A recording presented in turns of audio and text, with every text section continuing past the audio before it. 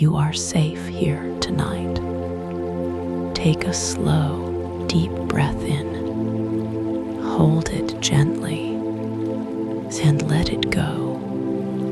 Relax, settle in, and let me tell you a story. It began with a phone call, a perfectly ordinary phone call at 11:17 in the evening in a quiet office in Hong Kong. A man named David Loom sat alone at his desk. He had been with the company for 14 years.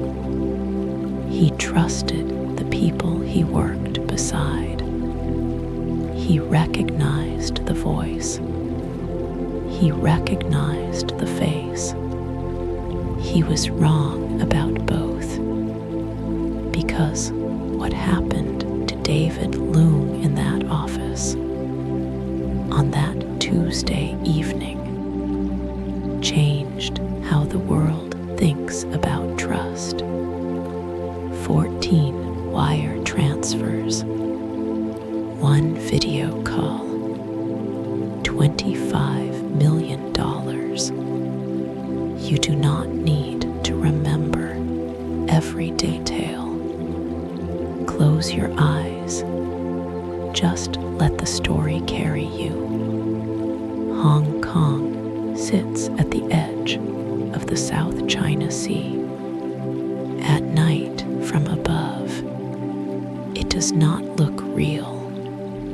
The towers rise so high they disappear into the clouds. The lights below pulse like something alive.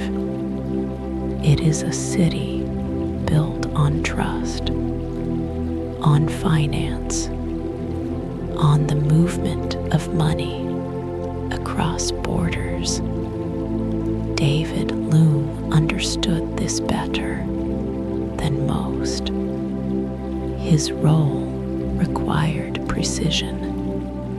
It required judgment. It required the ability to know, without hesitation, who was calling.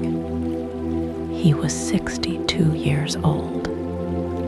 He had spent 34 years in the same industry. He had a daughter named Emma who lived in London. He called her every Sunday at 9 in the morning. She always picked up. The slight catch in his breath when he was worried about something. Emma had noticed it since she was a child. She knew her father by the sound of him before he even spoke. She did not know what Tuesday night had cost him. Not yet. On that Tuesday evening in January of 2024, David was finishing a report on an infrastructure project in Singapore. The office was quiet. The cleaners had come and gone. The overhead lights had dimmed to their evening setting. The city hummed 37 floors below. He heard a soft sound from his computer, a video call request. The name appeared immediately in the center of the screen. It was his chief financial officer. He accepted the call. The screen filled with faces he recognized. His CFO sat at his desk. The familiar framed photograph behind him. 2 senior colleagues were present. Their backgrounds were accurate. Their expressions were neutral, professional, familiar. A third face appeared in the lower right corner. David had met this person 3 weeks earlier at a strategy meeting. He remembered the handshake. He remembered the way the man tilted his head when listening. That tilt was there now. The CFO spoke first. The voice was exactly right. The cadence was familiar. The slight pause before certain words. The one David had noticed over a decade of calls was there. The low quality of the audio, the way voices always flattened slightly over video calls, was there too. Everything was exactly as it should be. He felt no alarm. He felt only the quiet, steady sense of an ordinary work conversation. Stay with me. There is no rush. The CFO explained that a transaction was required, a matter of some sensitivity, connected to a pending acquisition that had not yet been made public. The timing was critical. The window for the transfer would close at 2 in the morning. David asked 2 questions. The first was about the receiving institution. The answer was correct, specific, verifiable. The second was about authorization protocol. The answer included the exact internal reference codes used by the firm. He had no further questions. He reached for his keyboard. Take a slow, deep breath in. Hold it gently and let it go. Let your body become heavy. Let the surface beneath you hold you completely. There is nowhere else you need to be tonight.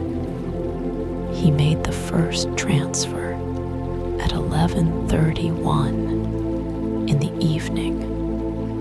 12 million Hong Kong dollars. The confirmation appeared on screen. He noted the reference number. He typed it into the call's shared document. The CFO nodded. One of the senior colleagues said good. The third face remained neutral. The call continued. More instructions arrived. Calm, specific, exactly the kind of language his CFO used in situations requiring discretion. He made a second transfer, a third, a fourth. Between each one, the conversation continued around him. Small details about the acquisition, the name of the legal team involved, the timeline for public announcement, all of it precise, all of it consistent. By midnight, he had completed 7 transactions. By 12:40, he had completed 14. The total was 206 million Hong Kong dollars, 25.6 million US dollars. He closed his computer at 12:44 in the morning. The call ended naturally. The CFO said he would send a follow-up brief in the morning. David said he would look for it. He took the elevator down. He walked to the underground station. He went home. He slept. He did not dream. David arrived at work the next morning at 8:47. He greeted the receptionist by name. He made a cup of tea in the small kitchen on the 37th floor. He opened his email. There was a message from the CFO. The subject line was Thursday meeting agenda items. It was not about the transfer. It was not about the acquisition. It was about a project timeline and a client presentation. David read it twice. He set his cup down. He read it a third time. Then he picked up his phone. He called the CFO directly. He used the number he had stored for 11 years. The voice on the other end was warm, familiar, slightly distracted, the way it always was before 9 in the morning. The CFO had no knowledge of any transfer. He had not called the night before. He had been at dinner with his family. His wife had made her lamb dish. He had been home by 8:30. Take a slow, deep breath in. Hold it gently and let it go. Follow your breath.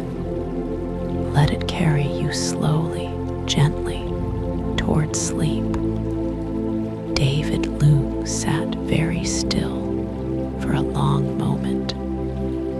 His tea was cooling on the desk beside him. The morning sun was beginning to reach the window. He could hear someone in the corridor talking about the weekend. Everything around him was perfectly normal. He stood up. He walked to his manager's office. He did not knock. He closed the door behind him. The words he spoke were quiet. His voice did not break. He said only, "I believe something has gone wrong." It had. By the time the bank received the freeze request, 17 minutes had passed since David made the call. In 17 minutes, the money had moved. It had left the first institution. It had entered a chain of transit accounts in 3 separate countries, accounts that had been opened months earlier, accounts attached to shell companies registered in jurisdictions with minimal financial oversight, accounts that were already in the process of being closed. Every single person on that video call had been a machine. The CFO, the senior colleagues, the third face from 3 weeks ago, all of them digital constructions built from real footage, trained on real voices, calibrated on real mannerisms, the head tilt, the pause before certain words, the exact audio quality of video calls made from that specific office building. The real CFO was never on that call. He was at home, eating lamb. The real colleagues were at home. The real David Loon had been speaking with something that studied him before it called him, something that had been preparing for that specific conversation for 3 months. You are still safe here. You do not need to hold any of this right now. Just follow your breath. Let it carry you slowly towards sleep. Rest now. The story continues. 3 months of preparation. 47 source videos of the CFO gathered from public recordings, conference appearances, earnings calls, a documentary segment recorded 4 years earlier, 112 hours of usable voice footage. The system required 17 seconds of clean audio to replicate a voice with enough precision to pass a real-time conversation. It had hours. It also required 4,000 training frames for the face. It had 11,000, enough to capture the slight asymmetry in the CFO's smile, the way the left eye closed a fraction faster than the right when he nodded, the color temperature of the skin under specific lighting conditions. The third face, the man from the strategy, meeting 3 weeks earlier, had been identified from the firm's publicly available website. His biography was there. His photograph was there. His LinkedIn profile included a video interview recorded the previous year, 42 seconds of footage. Enough. The preparation also included the internal reference codes for authorization. Those had not been publicly available. Those had required a different kind of access. A phishing email sent 4 months earlier to a junior employee. A link that looked like a document request. A login page that captured credentials. 1 hour of access system, enough to gather what was needed. Nothing else was taken. Nothing else was disturbed. The junior employee never knew. Stay with me. There is no rush. The network behind the Arab attack was not identified immediately. Arab did not speak publicly about the incident for several months. When they did, their chief information security officer gave a brief statement. She said the attack was sophisticated.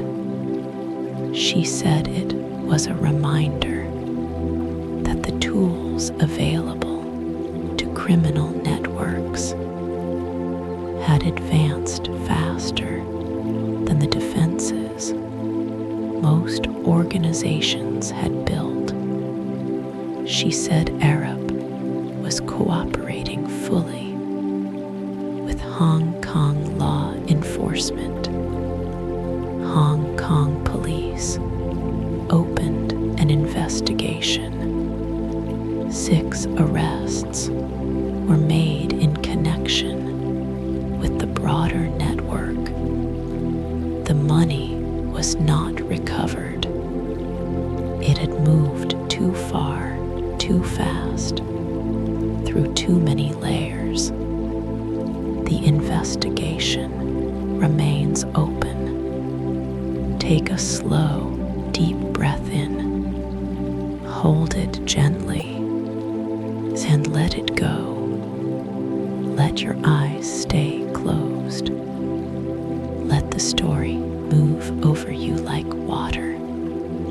You do not need to hold it. You do not need to remember it. Just let it carry you. What happened to David Loom was not an accident. It was not opportunistic. It was the result of a system that had been designed, tested, and refined across dozens of attacks before his. A system that learned from every conversation, that recorded which approaches triggered suspicion, that noted the questions most likely to disrupt compliance, and that adjusted each time to eliminate those triggers. In the months following the Arab attack, security researchers documented 11 similar incidents across 7 countries. A law firm in Sydney, Australia, a property development company in Dubai, a pharmaceutical firm in Toronto, Canada, a logistics company in Rotterdam, Netherlands, a technology startup in Seoul, South Korea. All of them received video calls. All of them saw familiar faces. All of them transferred money. All of them realized the next morning. The total across those 11 incidents, not including Arab, was $112 million. You do not need to remember every number.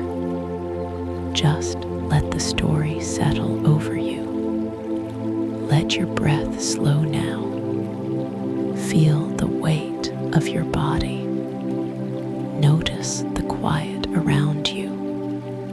There is nothing you need to do. nothing you need to decide. Just rest. The story will carry you. Take a slow, deep breath in. Hold it gently and let it go.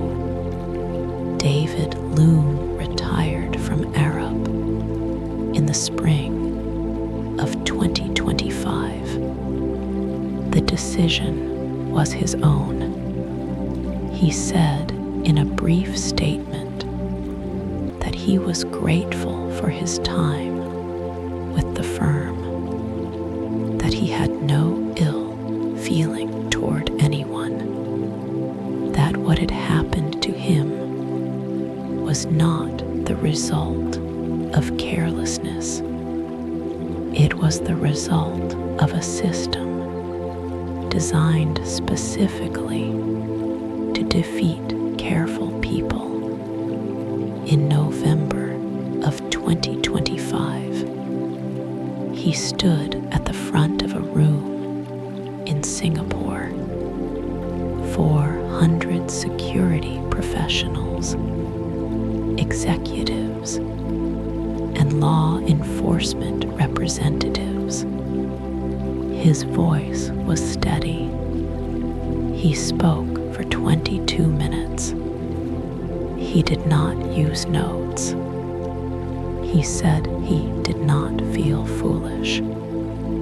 He said he felt like someone who had been shown a gap that the rest of the world had not yet seen.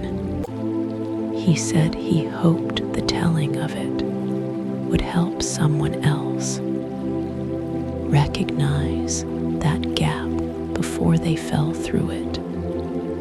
Then he stepped away from the microphone. The room was quiet for a long moment before the applause began. Take a slow, deep breath in. Hold it gently and let it go. Follow your breath.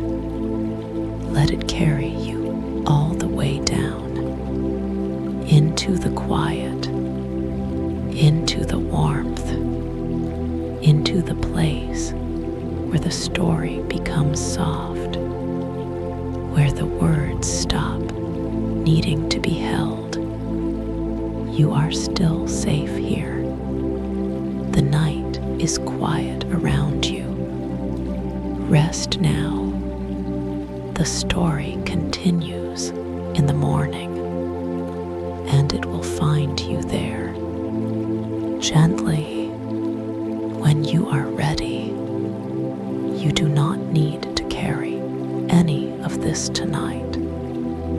Just let the words settle, like leaves on still water, moving slowly, coming to rest. Close your eyes now, if they are not already closed. Let your breath be the only thing you follow. In and out, in and out. You are safe here. You always were. Sleep well. There is more. And it begins not in Hong Kong, but in Brooklyn, New York, on a cold Tuesday morning in March of 2025. A 23-year-old named Ronald Spector walked into a coffee shop on Atlantic Avenue in Brooklyn. He sat at a corner table facing the door. He ordered a black coffee and did not touch it. He opened his laptop. Ronald had spent the previous 11 months building something. He had no formal education in technology. He had no background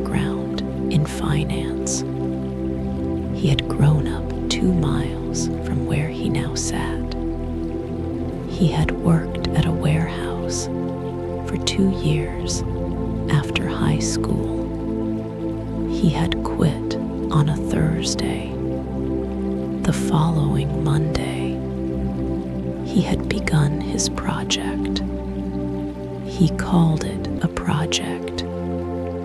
The Department of Justice would later call it the most sophisticated retail fraud operation in American cryptocurrency history.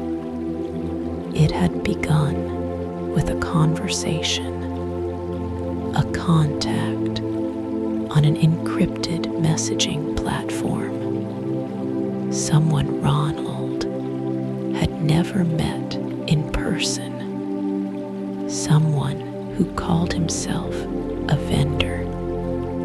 The vendor had something to sell. A database, 70,000 records, each one a verified Coinbase account holder.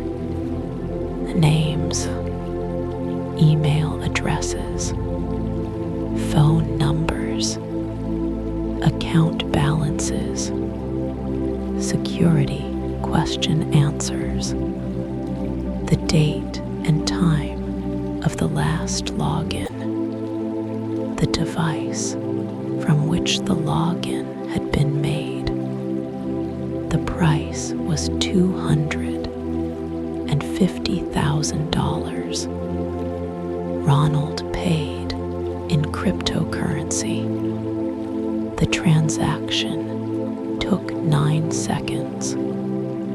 The database arrived in an encrypted folder 4 minutes later. Stay with me. There is no rush. Ronald did not move the money himself. He did not make the calls himself. He built a system to do it for him. The system used a commercially available voice AI model that he had fine-tuned on recordings of Coinbase's own customer service calls. Those recordings were publicly available on consumer review platforms. Customers posted them to complain. He had gathered 412 hours of them. The model learned the vocabulary, the pacing, the specific reassurances agents used when a customer grew anxious. It learned the exact phrase used when transferring a customer to a senior representative. It learned how to pause, how to breathe, how to sound like a person who had been doing this job for 3 years and was tired but professional and genuinely concerned.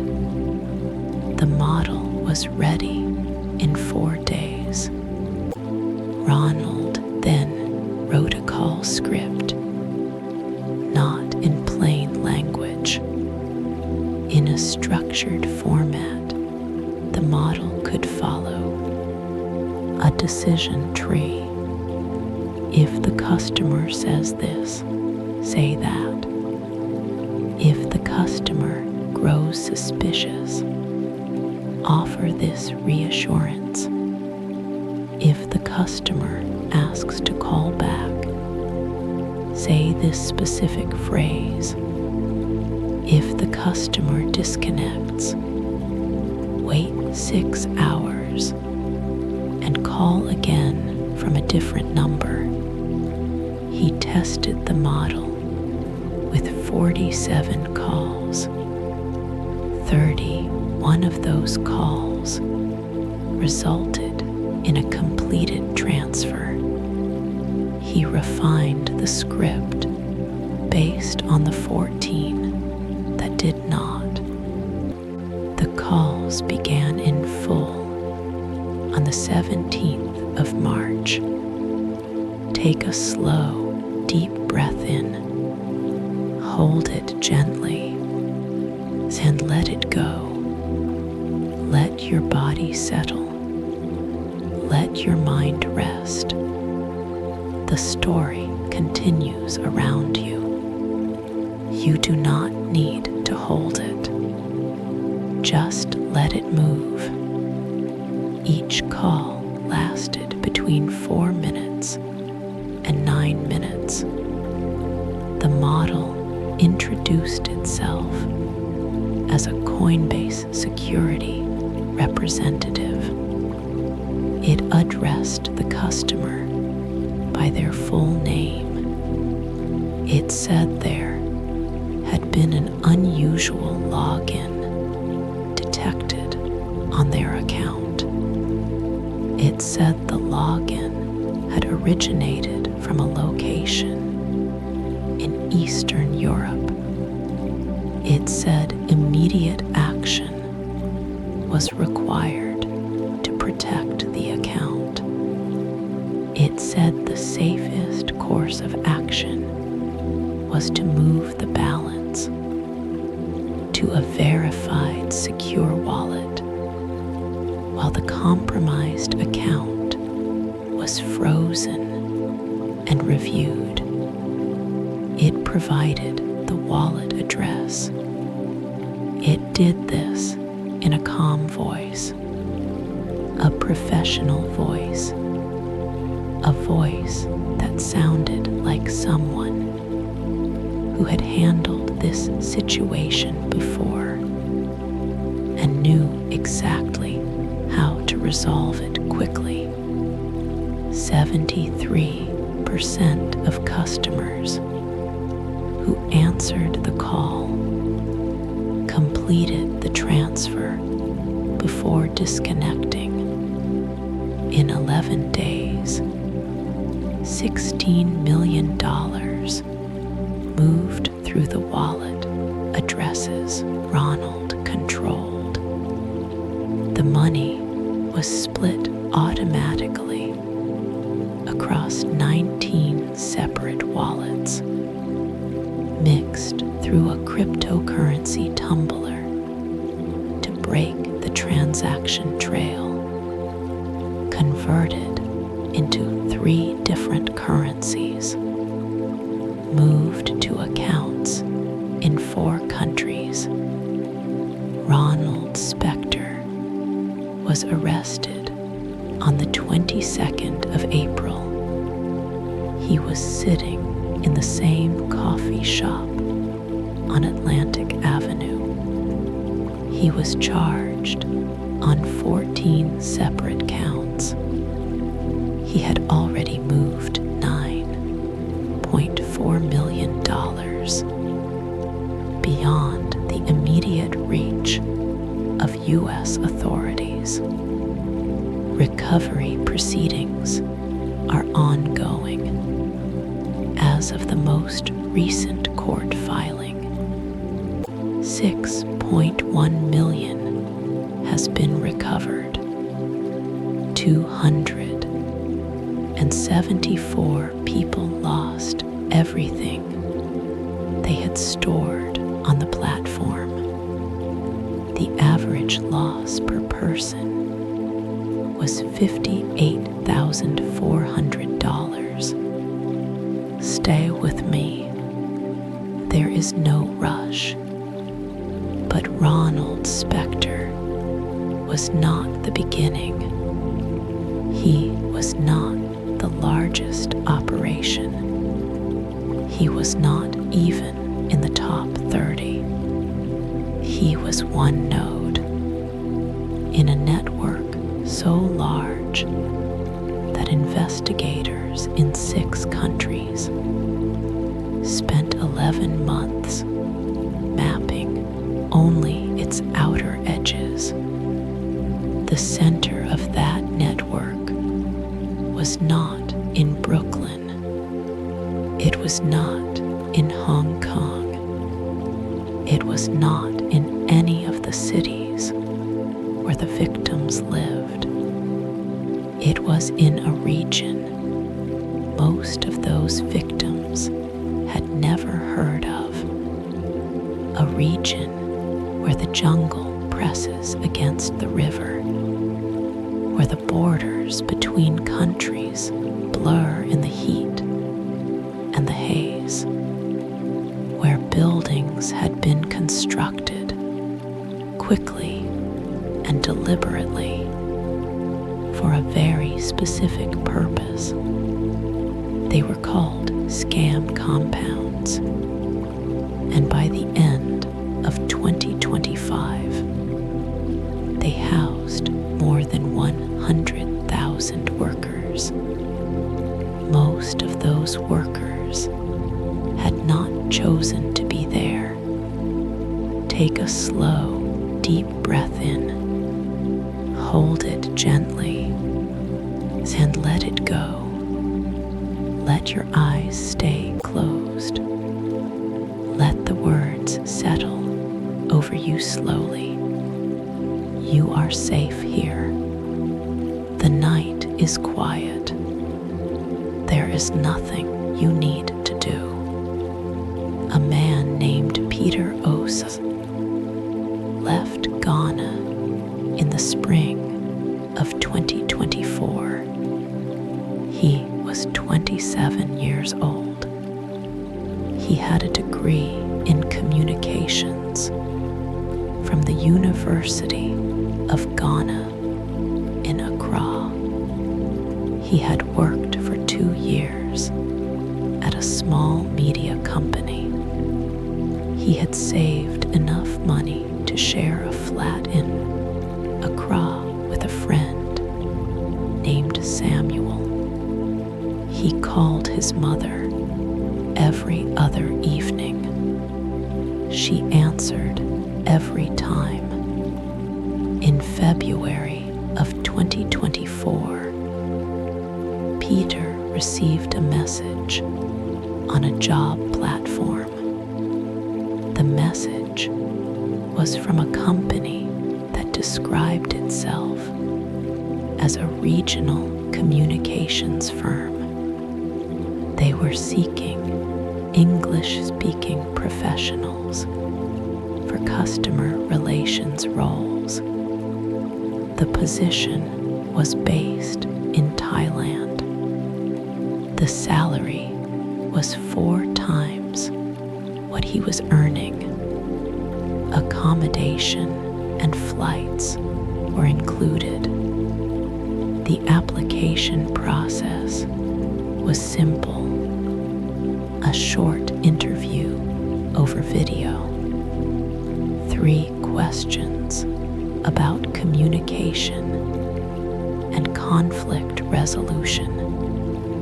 A contract sent within 48 hours. Peter read the contract 3 times. He showed it to Samuel. He called his mother and told her. She said, "Be careful." He said he would. He accepted the offer.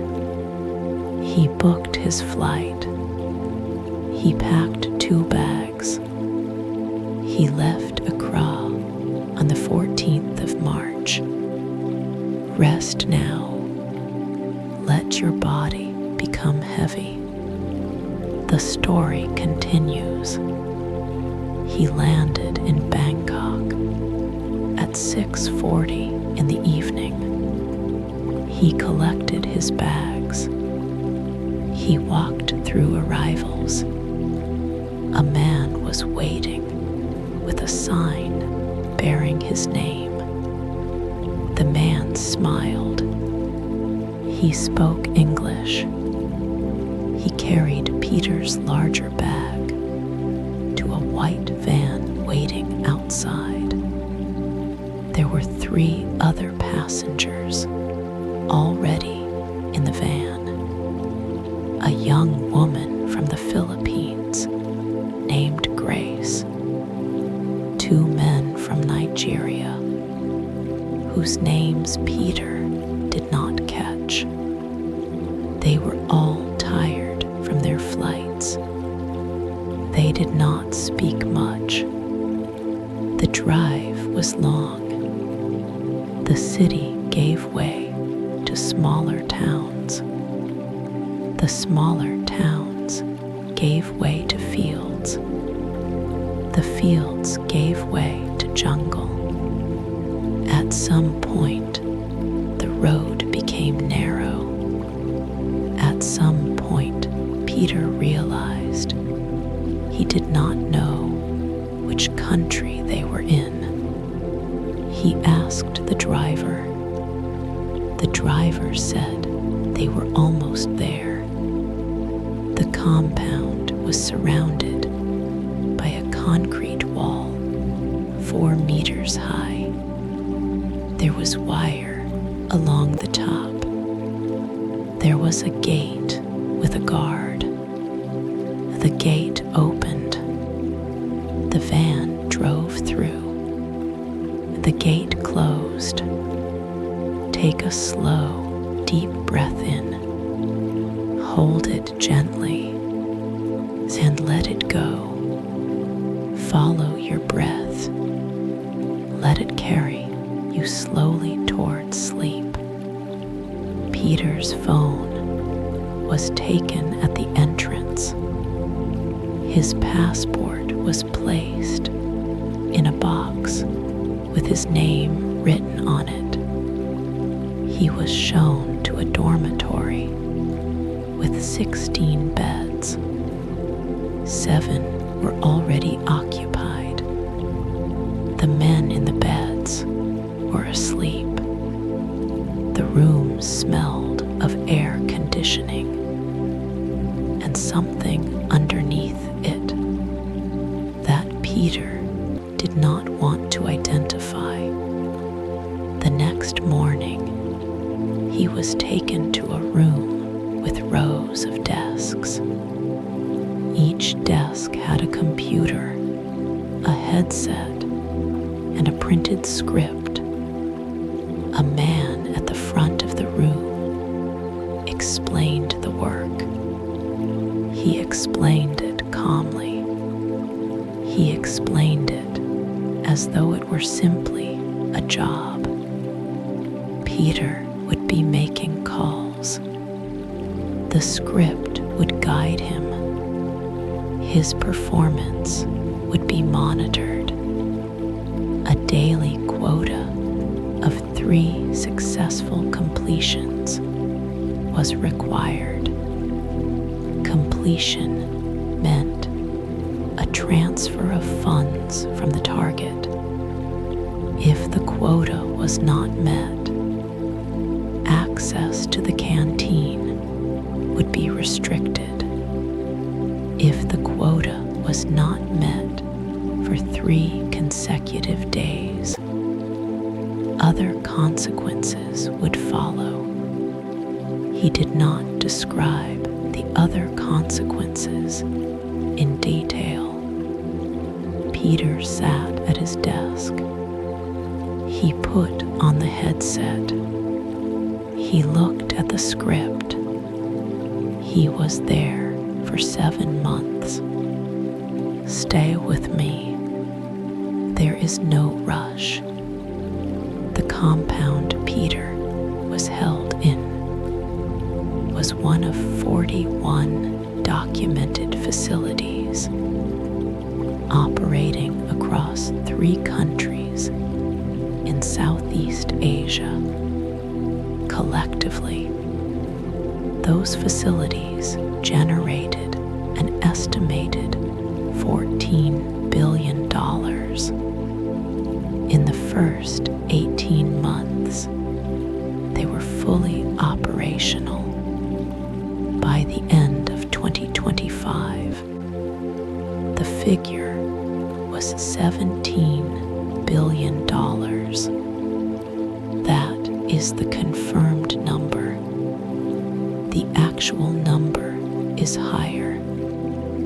The workers operators inside those compounds came from more than 40 countries. They had all been recruited through false advertisements. Jobs in hospitality, jobs in technology, jobs in customer service, legitimate sounding roles with legitimate sounding companies. That ceased to exist the moment the recruit crossed the border. The AI systems used inside the compounds were not primitive. They were the same class of technology deployed by major banks worldwide for legitimate customer service operations. The difference was only in the instruction.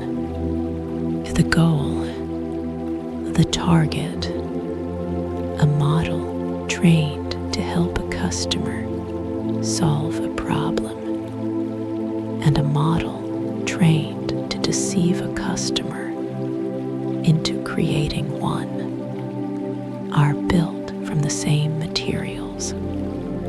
They sound the same. They feel the same. On the other end of the phone, they are indistinguishable. Take a slow, deep breath in.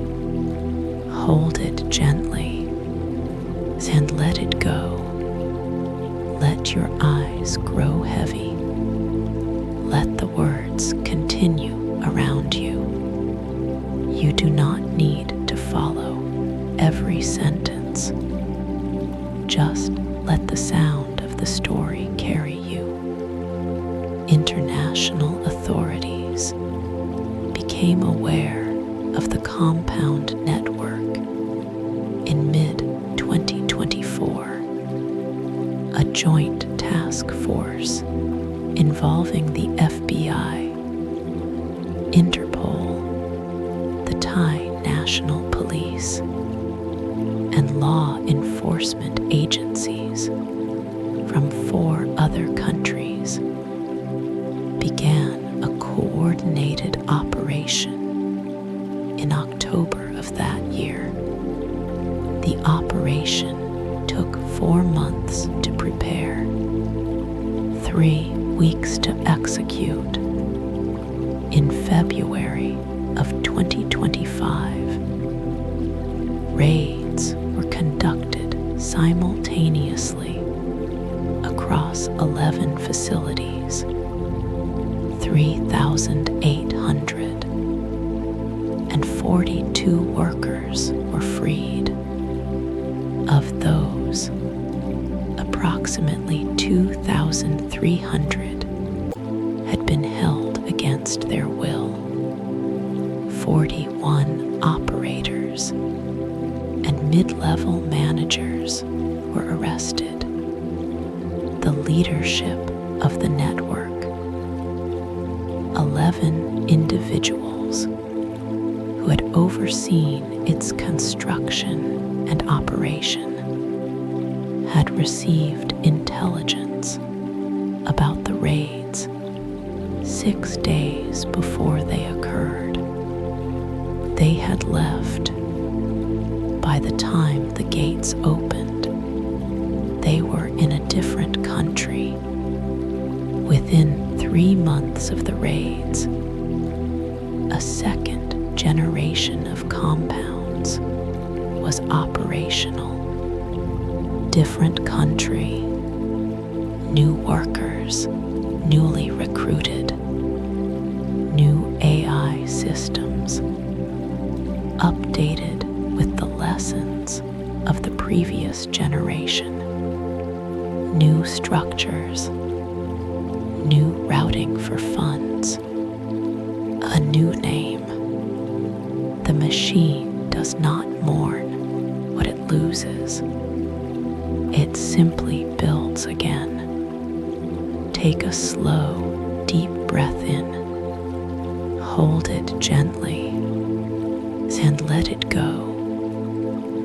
are still safe here. The night is quiet around you. Let your body rest completely. Let your mind release everything it has been holding. Just this, just your breath, just the quiet. Peter Osa was freed in the February raids. He was transported to a processing center. He was interviewed by investigators for 2 days. He asked about his passport. It was returned to him on the 3rd day. He was given a phone to call his family. His mother answered on the 2nd ring. He did not tell her where he had been. He said only that the job had not worked out, that he was safe, that he was coming home. He arrived in Accra in late March. His mother was at the airport. She had brought his friend Samuel. They did not ask many questions. They drove home in the late afternoon light. His mother made jollof rice. They sat together in the kitchen. Peter ate 2 plates. Later that evening, he sat on the small balcony of their flat. The city hummed below him. The air was warm. He called Samuel. Samuel came and sat beside him. They did not talk much. They watched the lights of the city. He was home.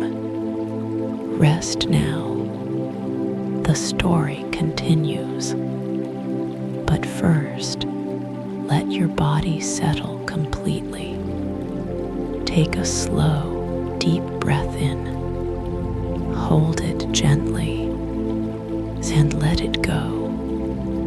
Follow your breath all the way down into the quiet, into the warmth, into sleep. Take a slow, deep breath in. Hold it gently and let it go. The story is not finished. There are people in it you have not yet met, and there are things they learned that are worth knowing, not to carry as fear, but to carry as understanding. Quietly, the way you carry things that matter.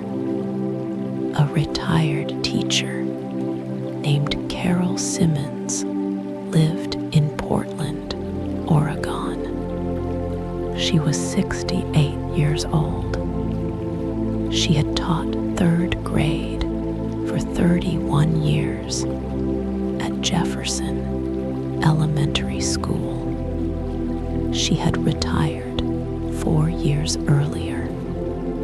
She filled her time with a garden, a book club, a weekly lunch with her sister Ruth, and twice weekly phone calls with her son Michael, who lived in Denver. Michael was 39.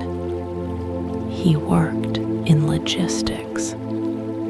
He had 2 daughters, aged 6 and 3. Carol had framed photographs of them on the refrigerator. She knew the sound of their voices before they said a word. The older one had a habit of starting sentences with "well, actually." Actually, Carol thought it was the best thing she had ever heard. On the evening of the 14th of November, 2024, Carol received a call from a number she did not recognize. The area code was Denver. She answered. The voice on the other end was her son. It was his voice exactly. The slight nasal quality when he was speaking quickly. The way he said mom before anything else. Just mom, always. The rhythm of his sentences. Mom, something has happened. I need you to stay calm. I have been in an accident. I am okay, but I need help. The lawyers are saying I need to post a bond tonight, or I will have to stay here. I cannot reach my bank from here. Can you help me? Carol's hands were steady when she picked up her card. She did not feel panic. She felt the focused clarity of a mother who has heard distress in her child's voice and knows exactly what to do. She transferred $3,200. The voice thanked her. It said it would call again in the morning. It said, I love you, Mom. She said, I love you too. She went to bed. Take a slow, deep breath in. Hold it gently and let it go.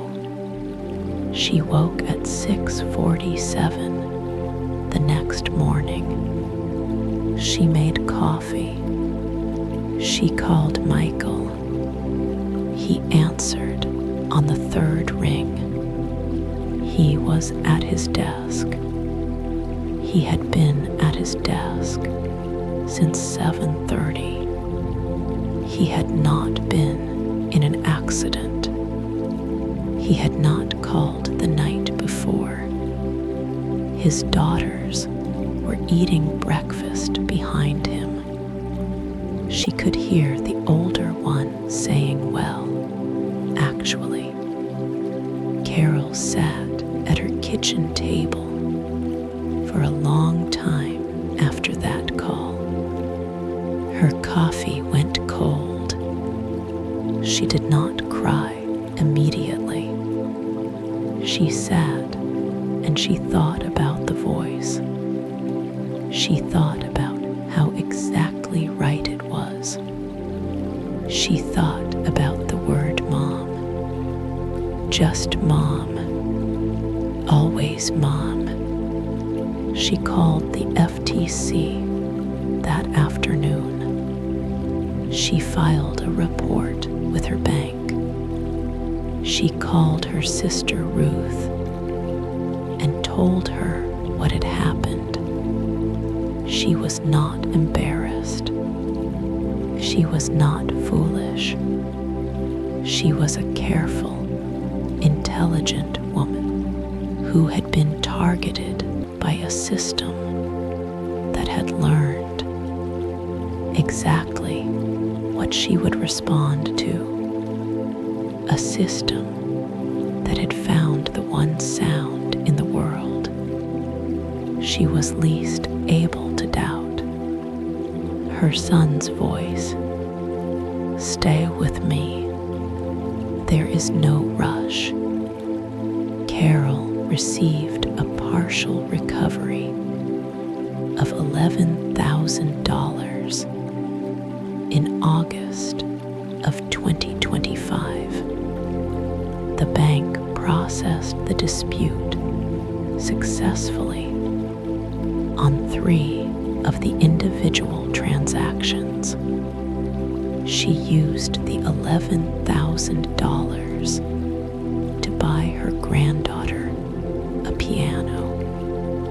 The older one, the one who said, "Well, actually," Carol says she does not think about the call very much now.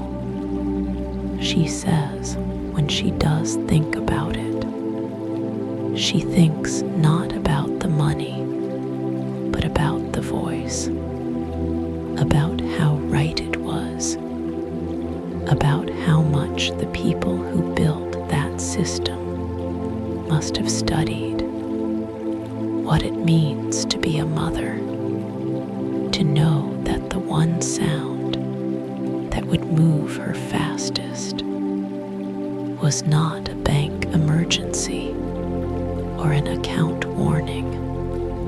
It was her son saying, "Mom." She finds that specific knowledge unsettling in a way the money is not. But she also says she now has a code word with Michael, a word they chose together on the phone the morning after, a word that will never appear in any script, a word only the two of them know. She has not needed to use it, but she knows it is there. Take a slow, deep breath in, hold it gently, and let it go. Let your body settle. Let the warmth move through you. You do not need to hold any of this.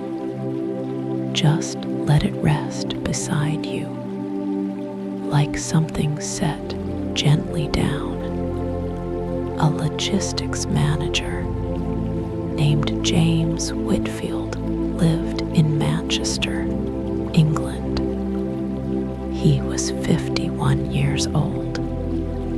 He had worked for the same freight company for 19 years. He managed a team of 14 people. He was known by everyone who worked alongside him for being methodical, for reading everything before signing anything, for never making a decision under pressure without sleeping on it first. His wife, Helen, was a nurse. They had 3 children. 2 had left home. The youngest was 17 and wanted to study engineering.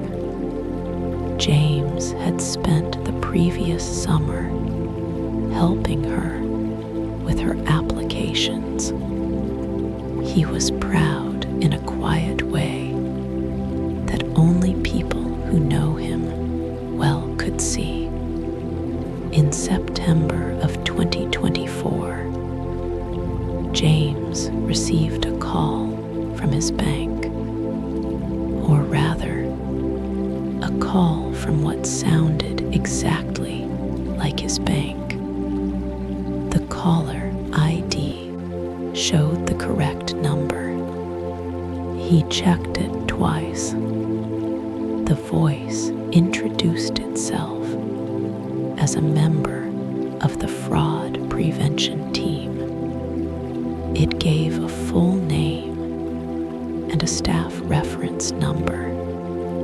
It said there had been unusual activity on the account, a series of transactions from an overseas IP address. The account had been flagged.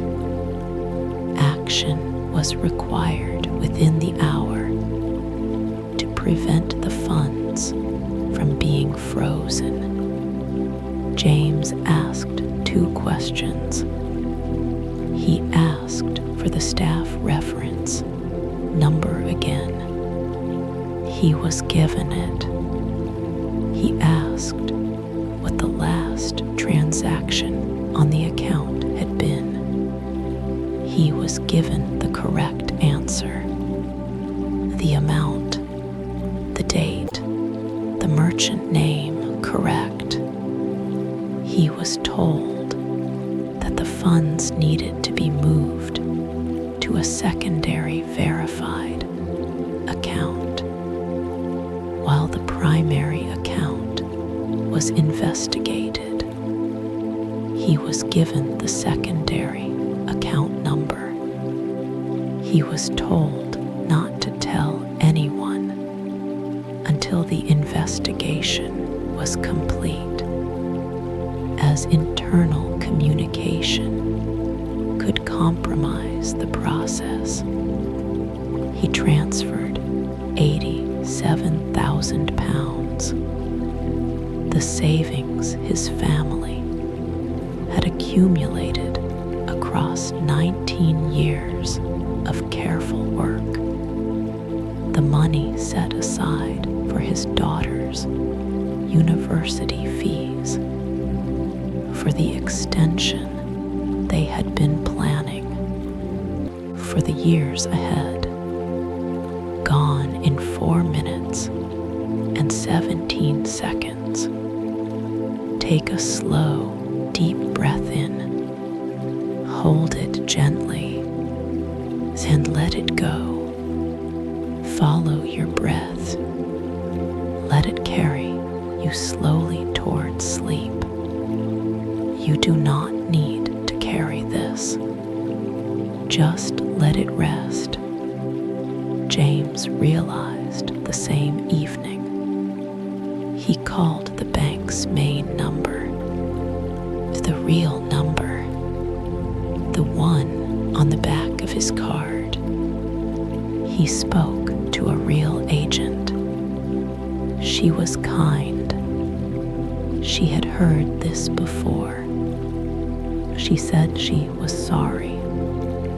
She said they would begin the dispute process immediately. It took 14 months.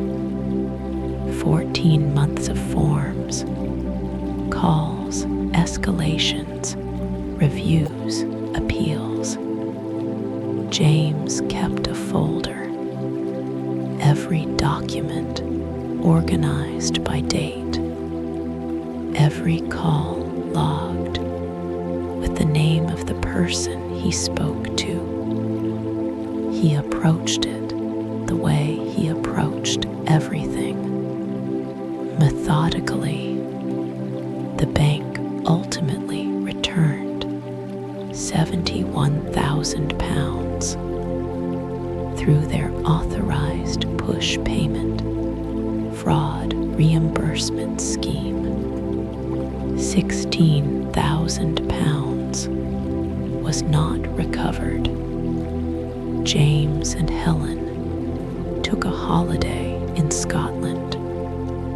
They had been talking about it for years. They went in October. The weather was cold, and the hills were extraordinary.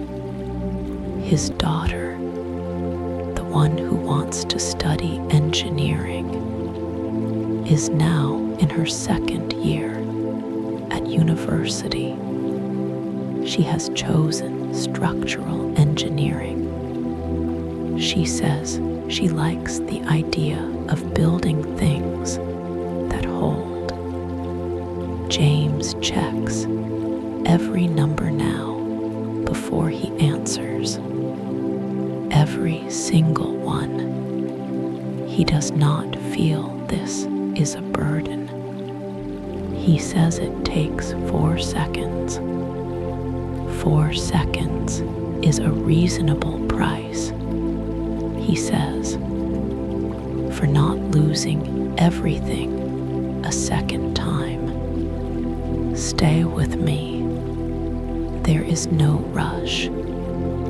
A software developer named Anna Reeves lived in Austin, Texas. She was 34 years old. She worked for a mid-sized tech company. She wrote back-end code. She was good at her job.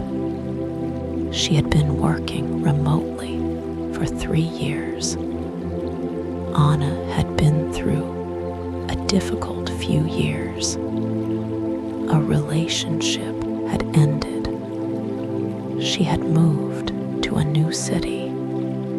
She had rebuilt slowly. She had her work. She had a small apartment with a good kitchen. She had a cat named Circuit.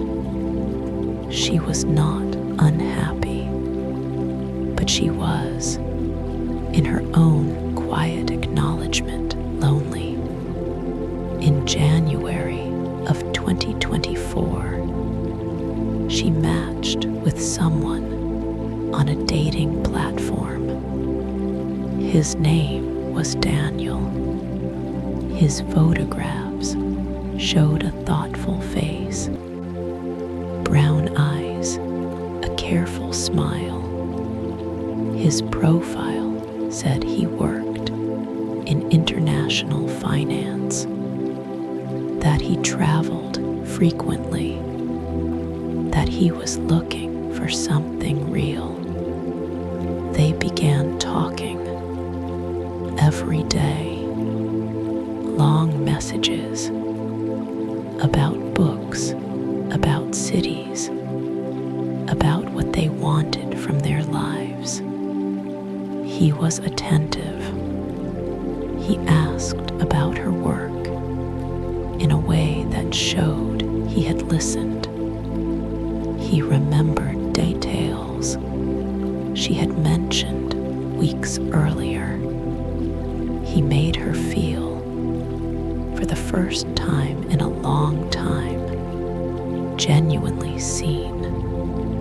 Take a slow, deep breath in. Hold it gently and let it go. Let your body become heavy and warm.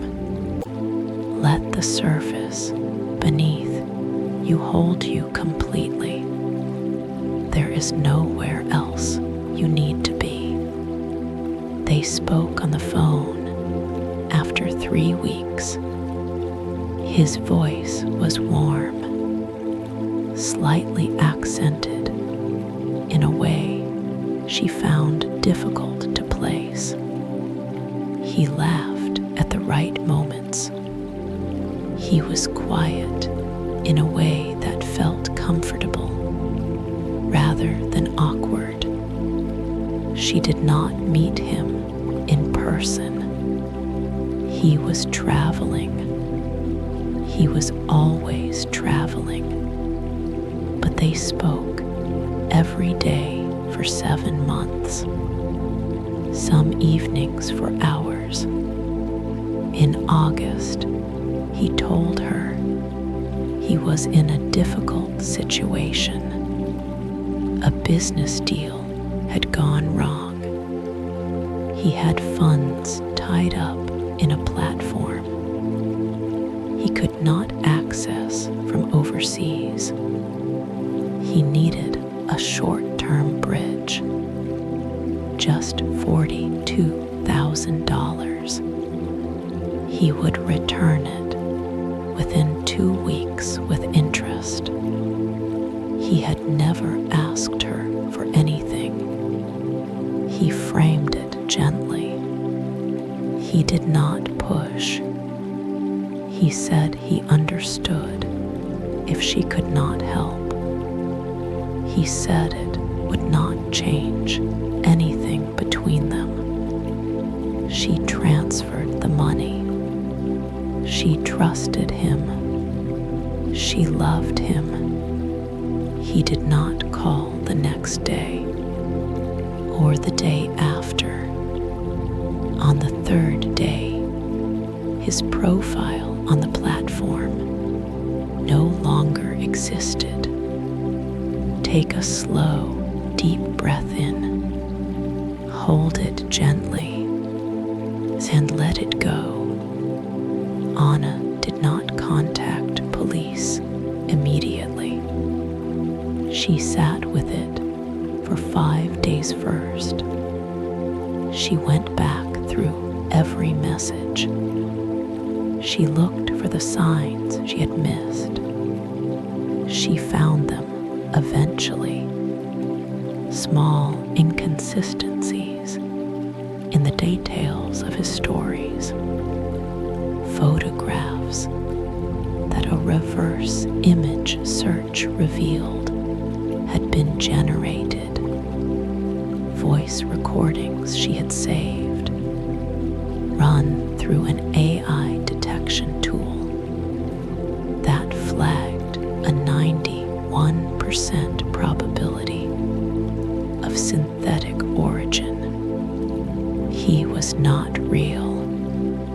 Not a single element of him had been real. The face was generated. The messages were written by a language model. The voice on the phone was a voice AI trained on a specific tonal profile, designed to match the kind of voice women in her demographic had responded to most favorably in previous operations. The longing she had felt was real. The connection was real. The loss was real. The grief was real. Only Daniel was not. Anna now works with a nonprofit in Austin that supports victims of AI romance fraud. She speaks at universities and corporate events.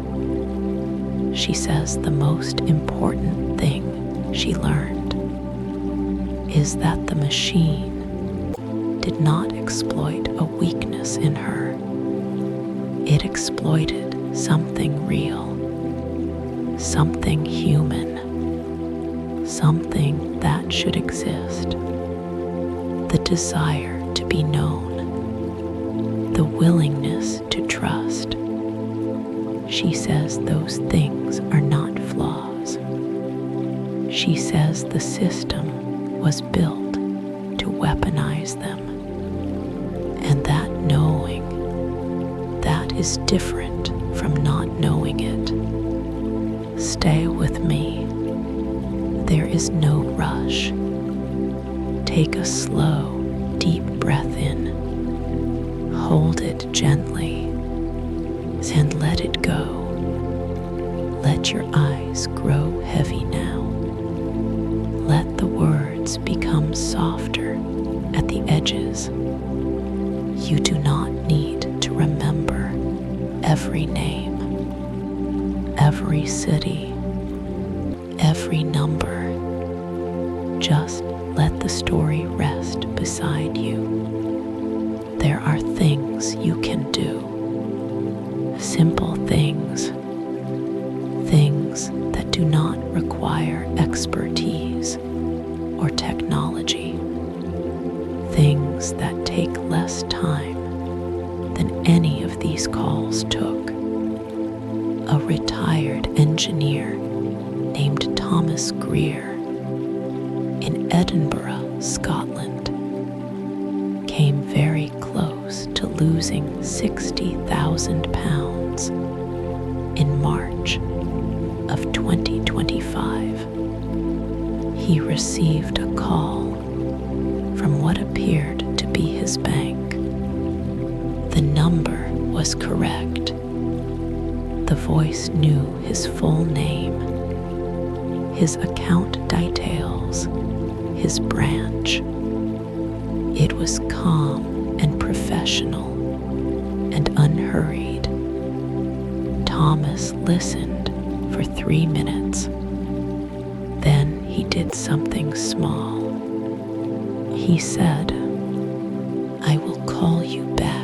the number on the back of my card. The line went quiet. Then it disconnected. 3 words. That was all it took. 3 words saved £60,000. No legitimate institution will ever object to that. No real bank disconnects when you say it. No real CFO grows impatient. No real emergency requires you to act before you can make one verification call. If they disconnect, you already have your answer. Take a slow, deep breath in. Hold it gently and let it go. The second thing is smaller still. A code word, chosen in advance, known only to the people you trust. A word that sounds ordinary in conversation, that would never appear in a script, that only the real person would know to use. Some families call it a safe word. Some companies now call it a verification phrase. The FBI calls it a confirmation protocol. You can choose one tonight. It can be anything.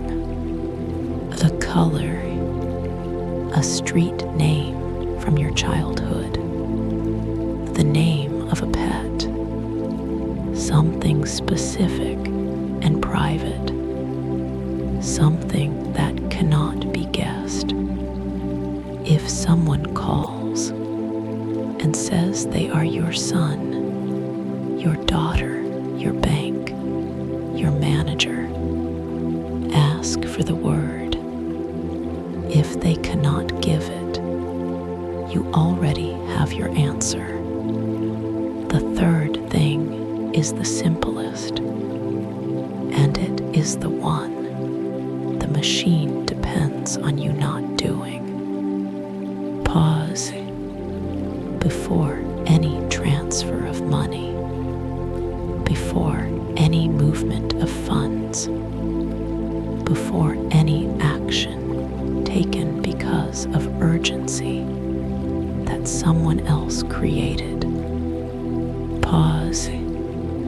Urgency is the machine's most powerful tool. It creates the conditions under which careful people stop being careful. The call that cannot wait.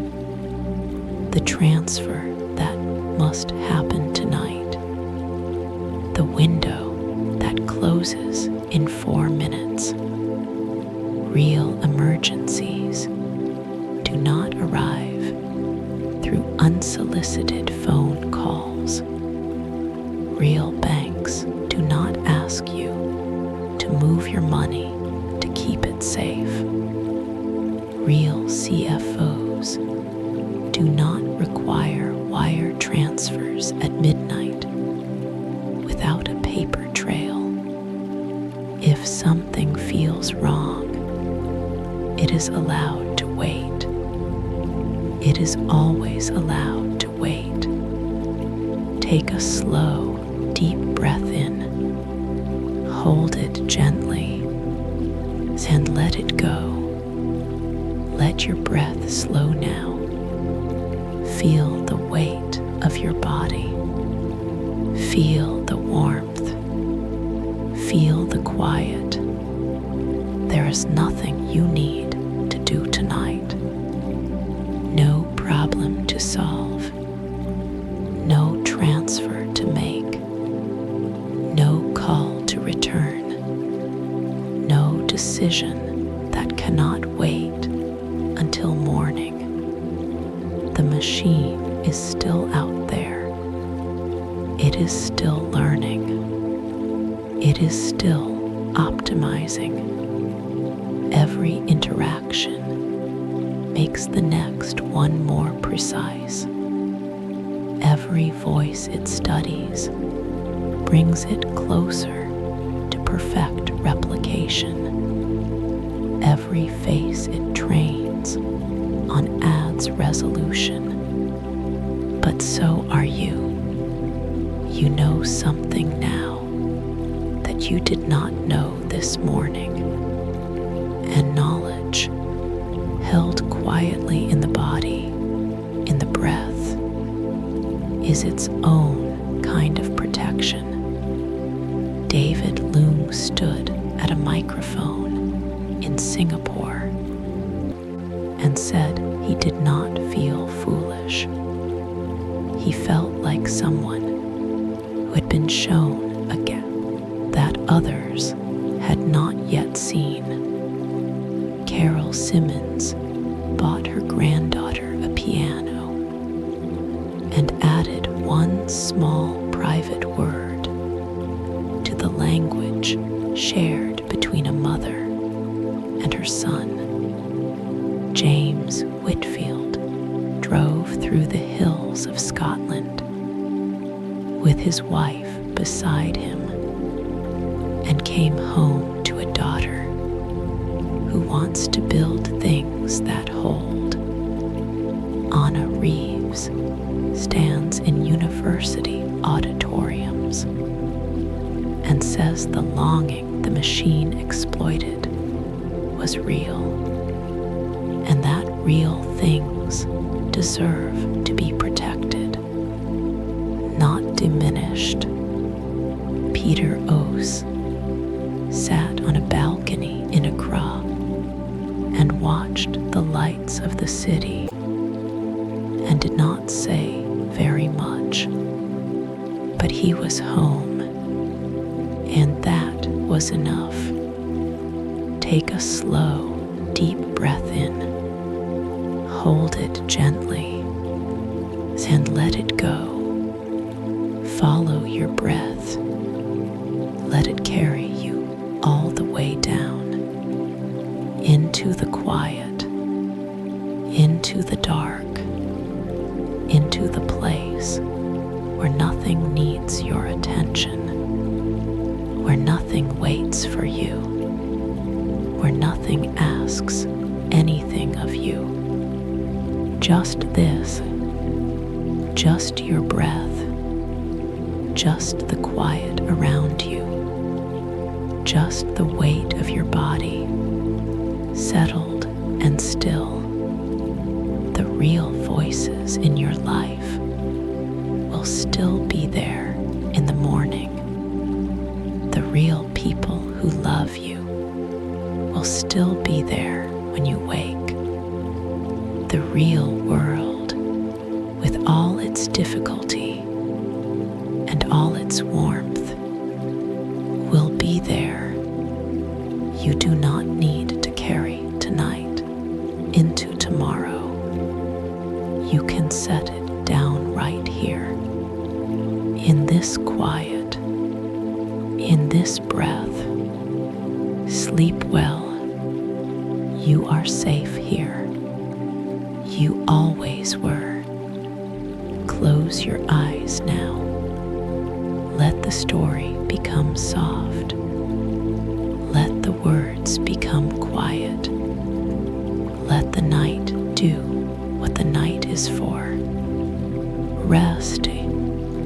Take one last slow breath in. Hold it gently and let it go. The story will find you in the morning if you want it.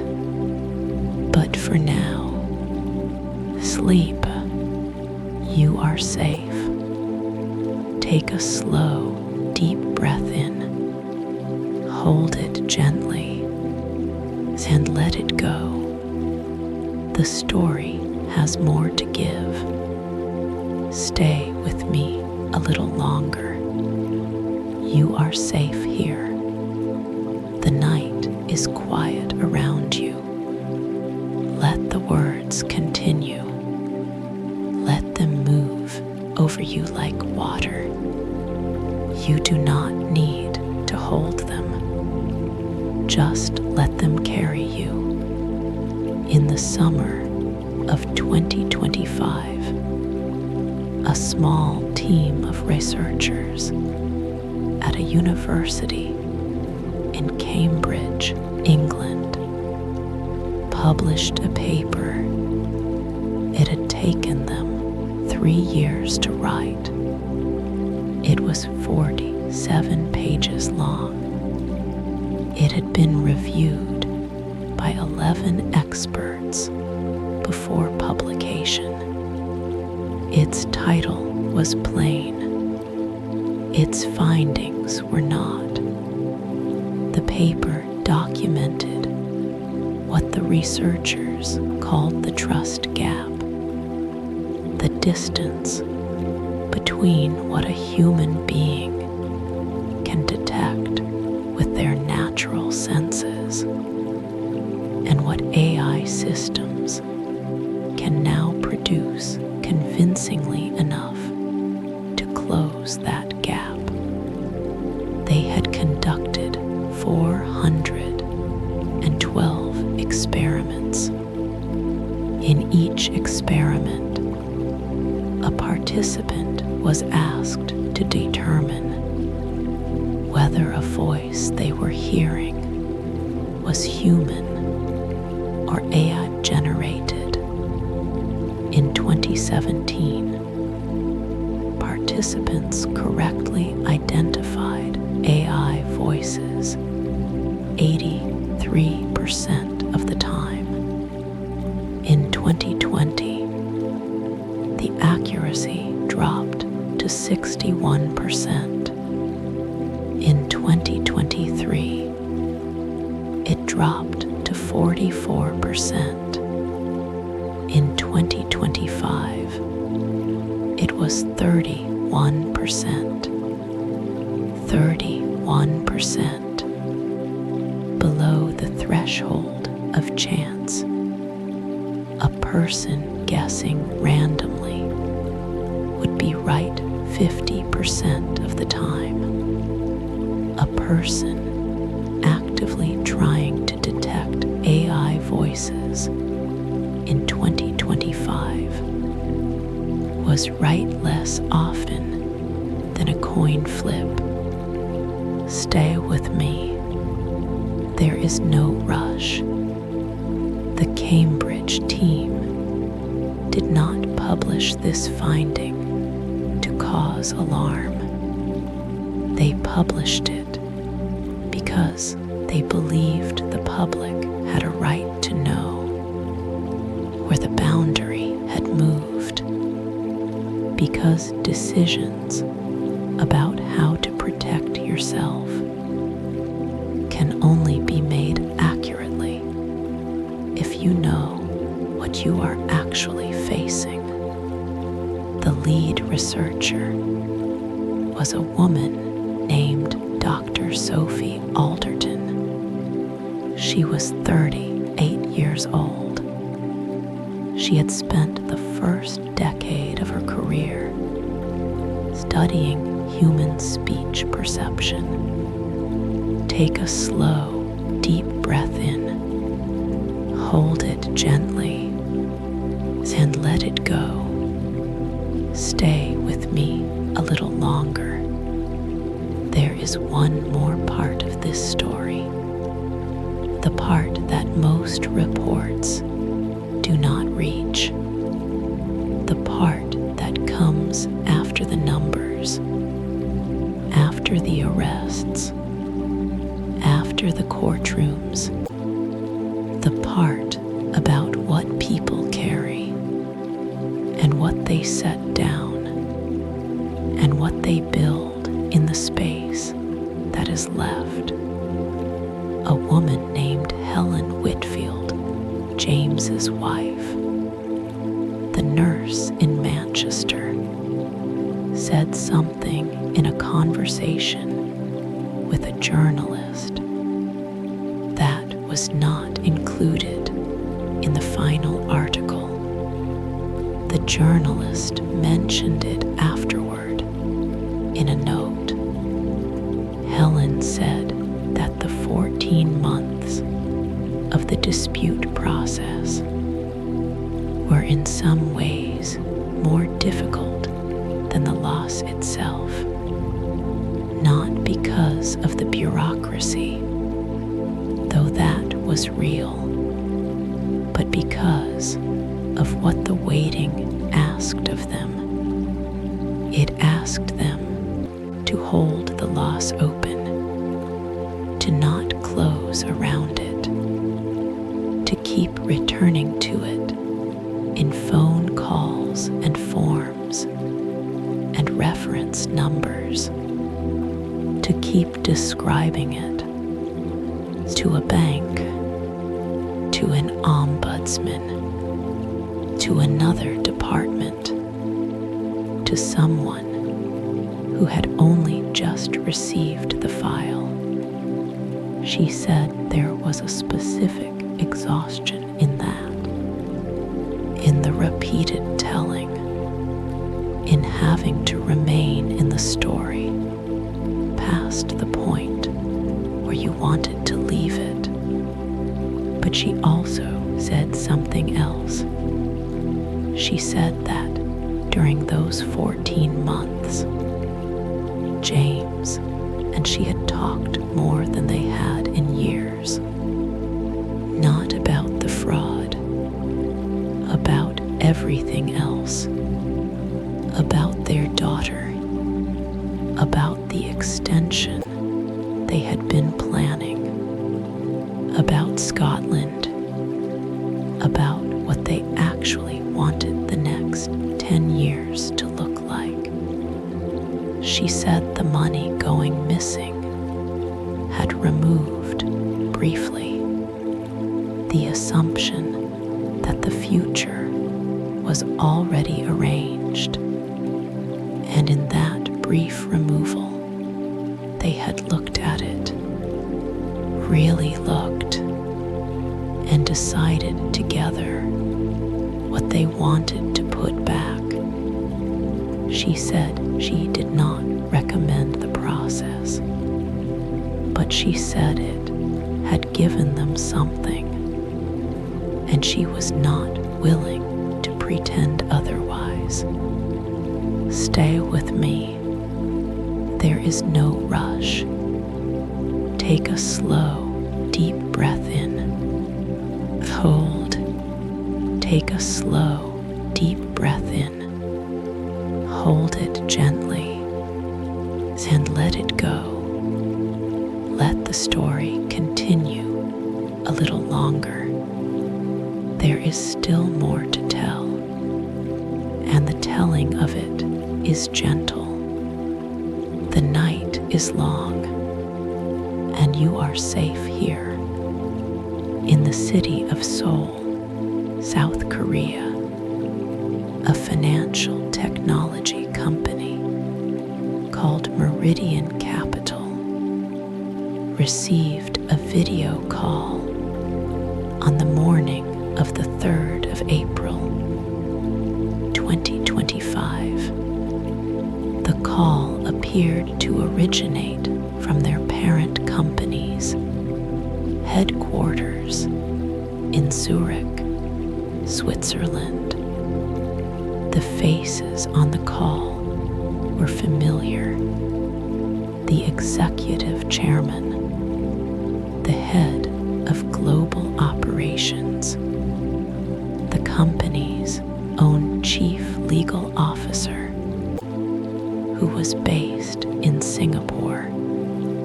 The purpose of the call, they were told, was to discuss an emergency reallocation of assets connected to a regulatory review. The regulatory body involved was named. The case number was given. The timeline was specific.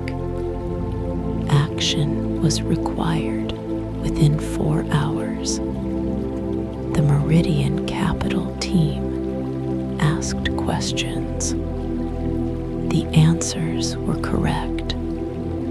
The references were accurate. The legal officer's voice, which the CEO of Meridian had known for 11 years, was exactly as he remembered it. The slight formality she always brought to calls involving compliance matters, the precise way she emphasized certain words when stressing legal risk. The CEO authorized a transfer of 400 million Korean won, approximately 290,000 US dollars, a significant amount, not catastrophic for a firm of Meridian size, but significant. He realized what had happened when the real legal officer called him 40 minutes later from Singapore. She was calling about something else entirely. She sounded well. She had no knowledge of any compliance review. She had not been on any call that morning. Stay with me. There is no rush. Take a slow, deep breath in. Hold it gently and let it go. What distinguished the Meridian Capital case from the Arab case was not its scale. It was what happened immediately after.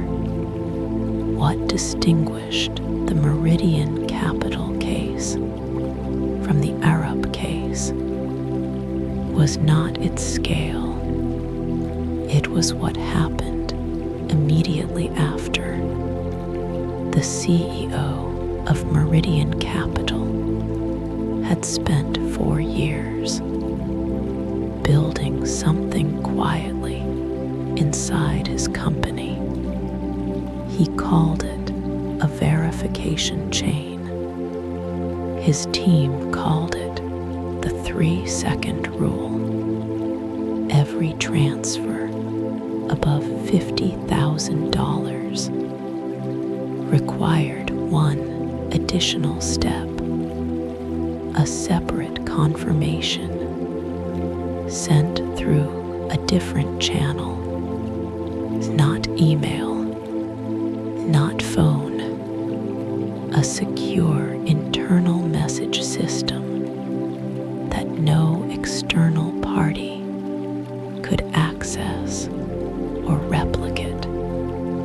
The CEO sent that message within 2 minutes of the call ending. The real legal officer never replied because she had never received the original authorization to reply to. 40 minutes later, when she called about something else entirely, the CEO already had the bank on a second line. The transfer was still in a processing window. It was recalled $290,000, returned in full. One extra step, one separate channel, one habit built over 4 years that took 3 seconds to use. Take a slow, deep breath in. Hold it gently and let it go. is quiet around you. You do not need to hold any of this tightly.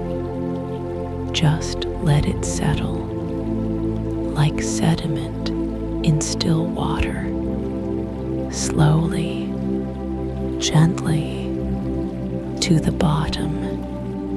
The Meridian Capital story did not make international headlines. It was not reported in the financial press. The CEO did not speak at conferences about it. It was documented in a single paragraph inside a 47-page report published by a cybersecurity research group in Vienna. 6 months after it occurred. That paragraph is why it matters, because the story that does not become a headline is the story that contains the answer. The CEO of Meridian Capital was not smarter than David Loong. He was not more experienced. He was not more careful in the moment. He had simply built one small habit before the moment arrived, and the moment, when it came, passed through that habit the way water passes through a filter, quietly, without drama, without loss. 3 families, 3 phone calls, 1 habit that changed the outcome. Stay with me. There is no rush. Let your eyes grow heavy now. Let your breath find its own rhythm. In and out, slowly. You do not need to guide it. Just follow where it goes. In the spring of 2025, a woman named Grace Harlow in Vancouver, British Columbia, received a voice message from her mother. Her mother lived alone in a house in Halifax, Nova Scotia. She was 74 years old. She had lived in that house for 31 years. The voice message said she had been in a minor accident, that she was fine, but that she needed $1,200 wired immediately to cover a towing fee and a hospital administration charge, that she was embarrassed, that she did not want to worry anyone, that Grace should please not call, just send the money. Grace listened to the message twice. The voice was her mother, the slight breathiness when she was trying not to cry, the way she said Grace's name, the second syllable just a little longer, all of it exactly right. Grace did not send the money. She called her mother's landline. The phone rang 4 times. Her mother answered. She was in her kitchen. She was making lunch. She had not been in any accident. She had not sent any voice message. She was, in her own words, perfectly fine and slightly annoyed at the interruption. Take a slow, deep breath in. Hold it gently and let it go. What Grace felt in that moment was not relief, not immediately. What she felt first was a deep, quiet strangeness, because the voice had been right, not approximately right, not similar, exactly right.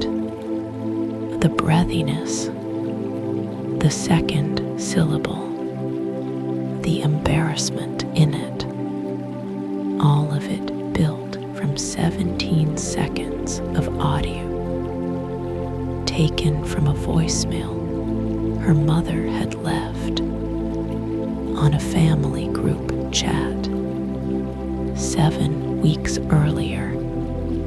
17 seconds. That was all it needed. Rest now. Let your body become completely still. The story is here with you. It will not leave. You can let go of the effort of listening.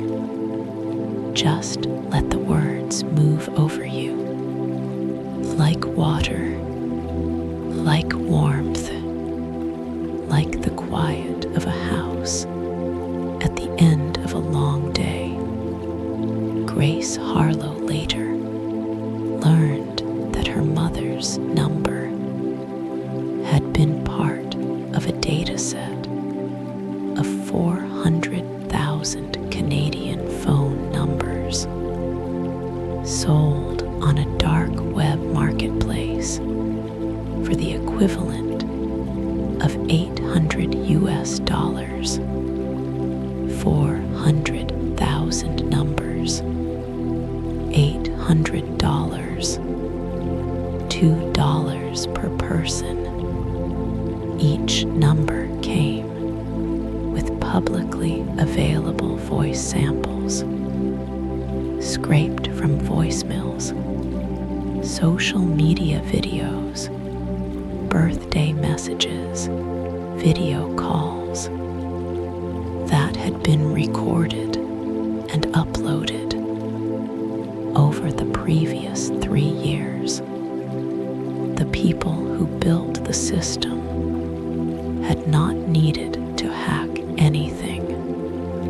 They had simply collected what was already there, what people had shared willingly, what had seemed at the time like nothing at all. A voice saying happy birthday, a voice leaving a message about dinner plans, a voice saying I love you, call me back. All of it now usable. Take a slow, deep breath in. Hold it gently and let it go. Follow your breath. Let it carry you somewhere quieter now. Somewhere the words become softer. Where the story becomes a sound. Where the sound becomes warmth. Where the warmth becomes sleep. Where the warmth becomes sleep. The data set Grace's mother was part of had not been assembled overnight. It had been built across 22 months by a group operating out of 3 cities simultaneously: Lagos, Bucharest, Manila. They called themselves a data solutions company. They had a website, a LinkedIn page, a registered business, address in Delaware. Their actual product was human identity, packaged, indexed, and sold. The voice samples were only one part of what they offered. For an additional fee, a buyer could also purchase the target's home address, the names of their immediate family members, their employer, their approximate income bracket, their known medical conditions, inferred from pharmacy loyalty card data, purchased from a broker in Singapore. A complete profile cost $40. $40 for everything needed to become someone's worst phone call. The group was identified by researchers at the University of Toronto in the autumn of 2025.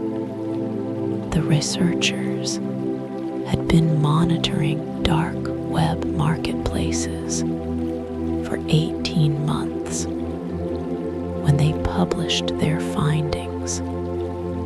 They estimated that profiles for approximately 60 million people across Canada, Australia, the United Kingdom, and the United States were currently available for purchase.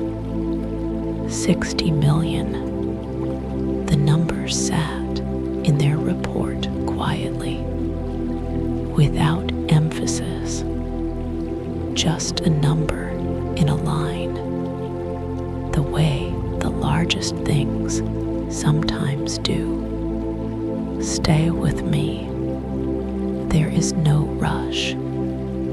By the time the University of Toronto report was published, the group behind the dataset had already moved their servers. The Delaware business address was a mail forwarding service. The LinkedIn page had been deleted. The website returned a 404 error. 3 of the individuals involved were later identified through blockchain transaction analysis. 1 was arrested in Romania in January of 2026. 2 remain at large. The dataset itself continues to circulate, copied, resold, updated, the way these things do. It does not require the original architects to persist. It only requires demand, and the demand has not slowed. A retired naval officer named Robert Aldridge in Portsmouth, England, received a call in November of 2025 from what appeared to be his eldest son, Daniel. Daniel lived in Melbourne, Australia. He was 34 years old. He worked in construction management. The voice said Daniel had been arrested, that it was a misunderstanding, that he needed bail, money transferred within the hour, or he would spend the night in a cell. He said, "Please, do not tell Mum." He said, "I am sorry, Dad." He said, "I am really sorry." Robert Aldrich had spent 23 years in the Royal Navy. He was not a man given to panic, but the voice was his son, and the words, "I am sorry, Dad," landed somewhere that 23 years of discipline could not fully reach. He reached for his wallet. Then he stopped. He did not know why he stopped. He said later that it was nothing logical. It was something smaller, a silence on the line that lasted. One beat longer than his son's silences usually did. He said, "Daniel, what did we have for Christmas dinner last year?" The line was quiet for 2 seconds. Then the voice said, "Dad, there is no time for..." Robert hung up. He called Daniel's Australian number. Daniel answered on the second ring. He was at a job site in the suburb of Doncaster. He was eating a meat pie. He had not been arrested. He was, in his words, absolutely fine. And what was going on? Robert Aldrich sat in his kitchen in Portsmouth for a long time after that. He did not tell his wife immediately. He sat with the feeling of it, the closeness of it, the way the voice had known exactly where to press. He said later that the most disturbing part was not that the machine had replicated his son's voice. It was that it had replicated his son's vulnerability, the specific quality of embarrassment Daniel carried when he had done something wrong. The way he said sorry, the machine had learned that too. Take a slow, deep breath in, hold it gently, and let it go. The calls targeting elderly parents using cloned children's voices increased by 612% in 2025. The FBI named it the most rapidly growing subcategory of fraud in the United States. They gave it a name. They called it the virtual kidnapping variant. In the 12 months of 2025, Americans over the age of 65 lost a combined total of $3.4 billion to this single type of scam.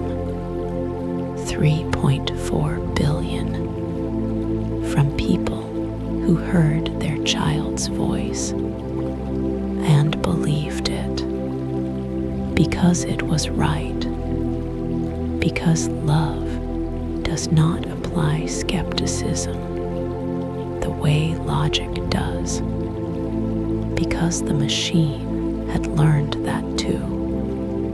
There is a research team at Carnegie Mellon University in Pittsburgh, Pennsylvania, that has been studying this specific intersection.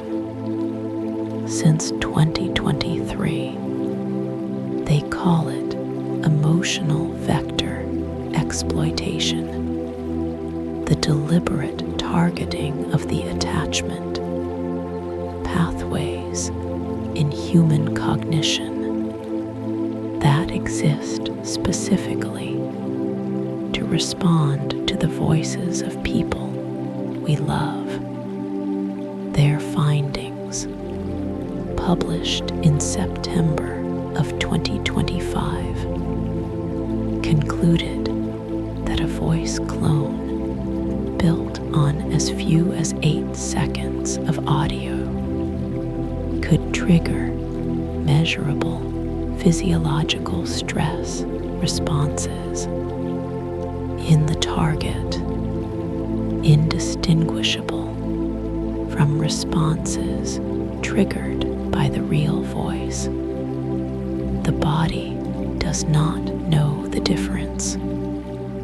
The nervous system does not pause to verify. It hears the voice it loves, and it responds.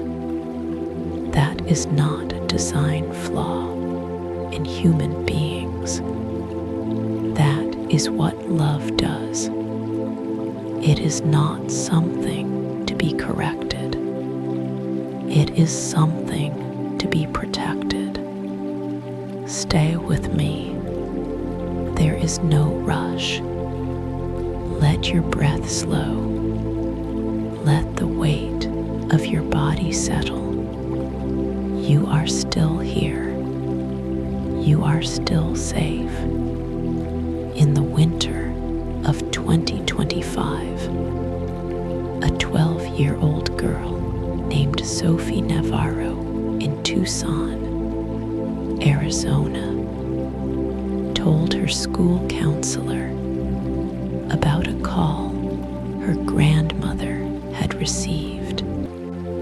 Her grandmother, Alina, was 68 years old.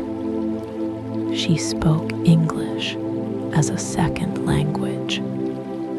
She lived alone since Sophie's grandfather had passed. Alina had received a call from what sounded like Sophie's mother. The voice said Sophie had been in an accident at school, that she needed to be picked up, that there were medical forms requiring a payment of $400 before treatment could begin. Alina did not have $400 easily available. She went to her neighbor's house. She borrowed it. She sent it. Sophie was at school the entire time.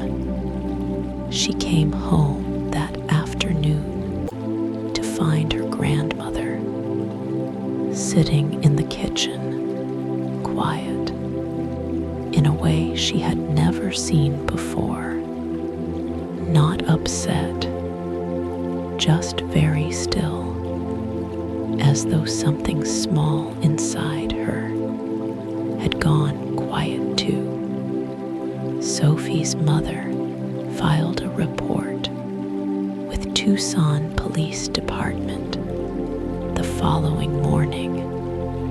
The detective who took the report told her this was the 14th such call he had documented that month. 14th in one city, in 1 month. Take a slow, deep breath in. Hold it gently and let it go. Alina's $400 was never recovered, but Sophie did something that her school counselor later described as one of the most quietly remarkable things she had seen a student do. Sophie went home that evening.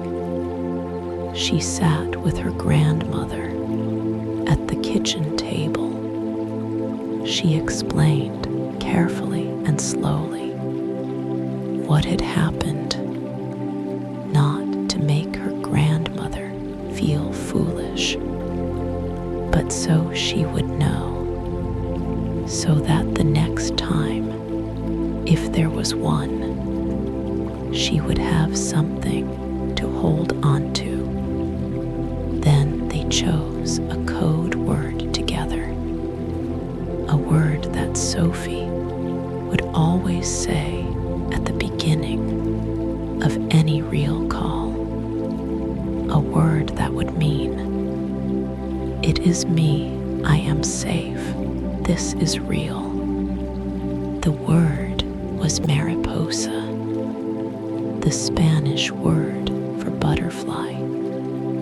Alina had taught it to Sophie when she was 4 years old.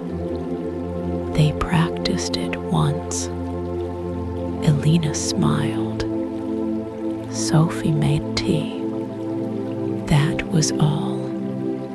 The machine does not know that word. It cannot.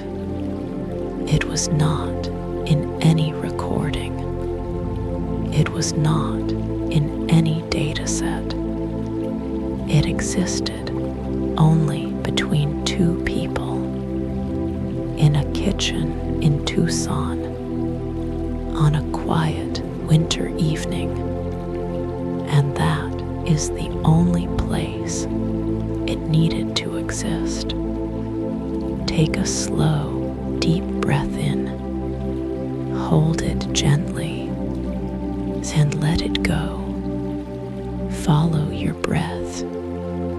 Let your body grow heavy and warm. There is nothing left to solve tonight, nothing left to protect against. You have everything you need. The stories you have heard tonight belong to real people in real cities. Some of them lost money. Some of them did not. Some of them lost something harder to name. The quiet certainty that a familiar voice means a safe thing, but all of them are still here. All of them found their way back to the kitchen, the phone call, the cup of tea, the person who was always there. The machine is powerful, but it cannot manufacture 31 years in the same house. It cannot replicate what a grandmother taught a 4-year-old in a garden. It cannot know the Christmas dinner, the meat pie, the second syllable. It can only borrow the surface of a voice, the depth of it, the history, the love, the specific weight of a name that belongs only to the people who lived it. And no data set in the world is large enough to contain that. Take a slow, deep breath in, hold it gently, and let it go. Sleep well tonight. You are safe here. The real voices in your life will still be there in the morning. And now, so will you. And no data set in the world is large enough to contain that. There are things that do not reduce, things that do not compress. things that resist being learned by a system, no matter how much data it consumes. A father's pause before he says your name, the way a friend laughs when they are trying not to, the silence between two people who have known each other for 20 years and do not need to fill it. These are not signals. They are not features. They are not inputs. They are lived. And the machine, for all its reach, does not live. Stay with me. There is no rush. In March of 2026, a report was published by a joint task force operating across 7 countries. The report did not focus on loss. It focused on prevention. It asked a simple question: what worked? Across 912 investigated cases, there were 84 instances where the attempted fraud failed completely. 84, a small number, but not zero. The report examined each of those 84 cases in detail. It looked for patterns, not in the criminals, but in the people who did not lose anything. The findings were quiet, almost simple. In 70, one of the 84 cases, the person who received the call did one of 3 things. They paused. They verified through a second channel, or they asked a question that could not be answered from data. Pause, verify, ask. 3 actions, each taking less than 10 seconds. 10 seconds against a system built over years. That is the scale of it. A nurse named Helen Brooks in Leeds, England, received a call in February of 2026 from what sounded like her hospital administrator. The voice said there had been a payroll error, that her bank details needed to be updated immediately. That failure to do so would result in a delay in her salary. Helen had worked 12-hour shifts for 6 days in a row. She was tired. She was standing in a hallway between patient rooms. The voice sounded right. She paused, not because she suspected anything, but because she was tired, because her mind needed a second to catch up. In that second, something small surfaced, a memory. The administrator always sent an email first. Always. She said, "Can you send this to me in an email?" The voice said there was no time. Helen said, "Then it can wait." she hung up. That was all. No money lost. No report filed. No headline. Just a pause. A small habit of noticing what was normal and trusting it. Take a slow, deep breath in. Hold it gently and let it go. In a suburb outside Melbourne, Australia, a man named Lucas Mayer received a video call in January of 2026 from what appeared to be his company's CEO. The CEO said there was an acquisition in progress, confidential, time-sensitive, funds needed to be moved.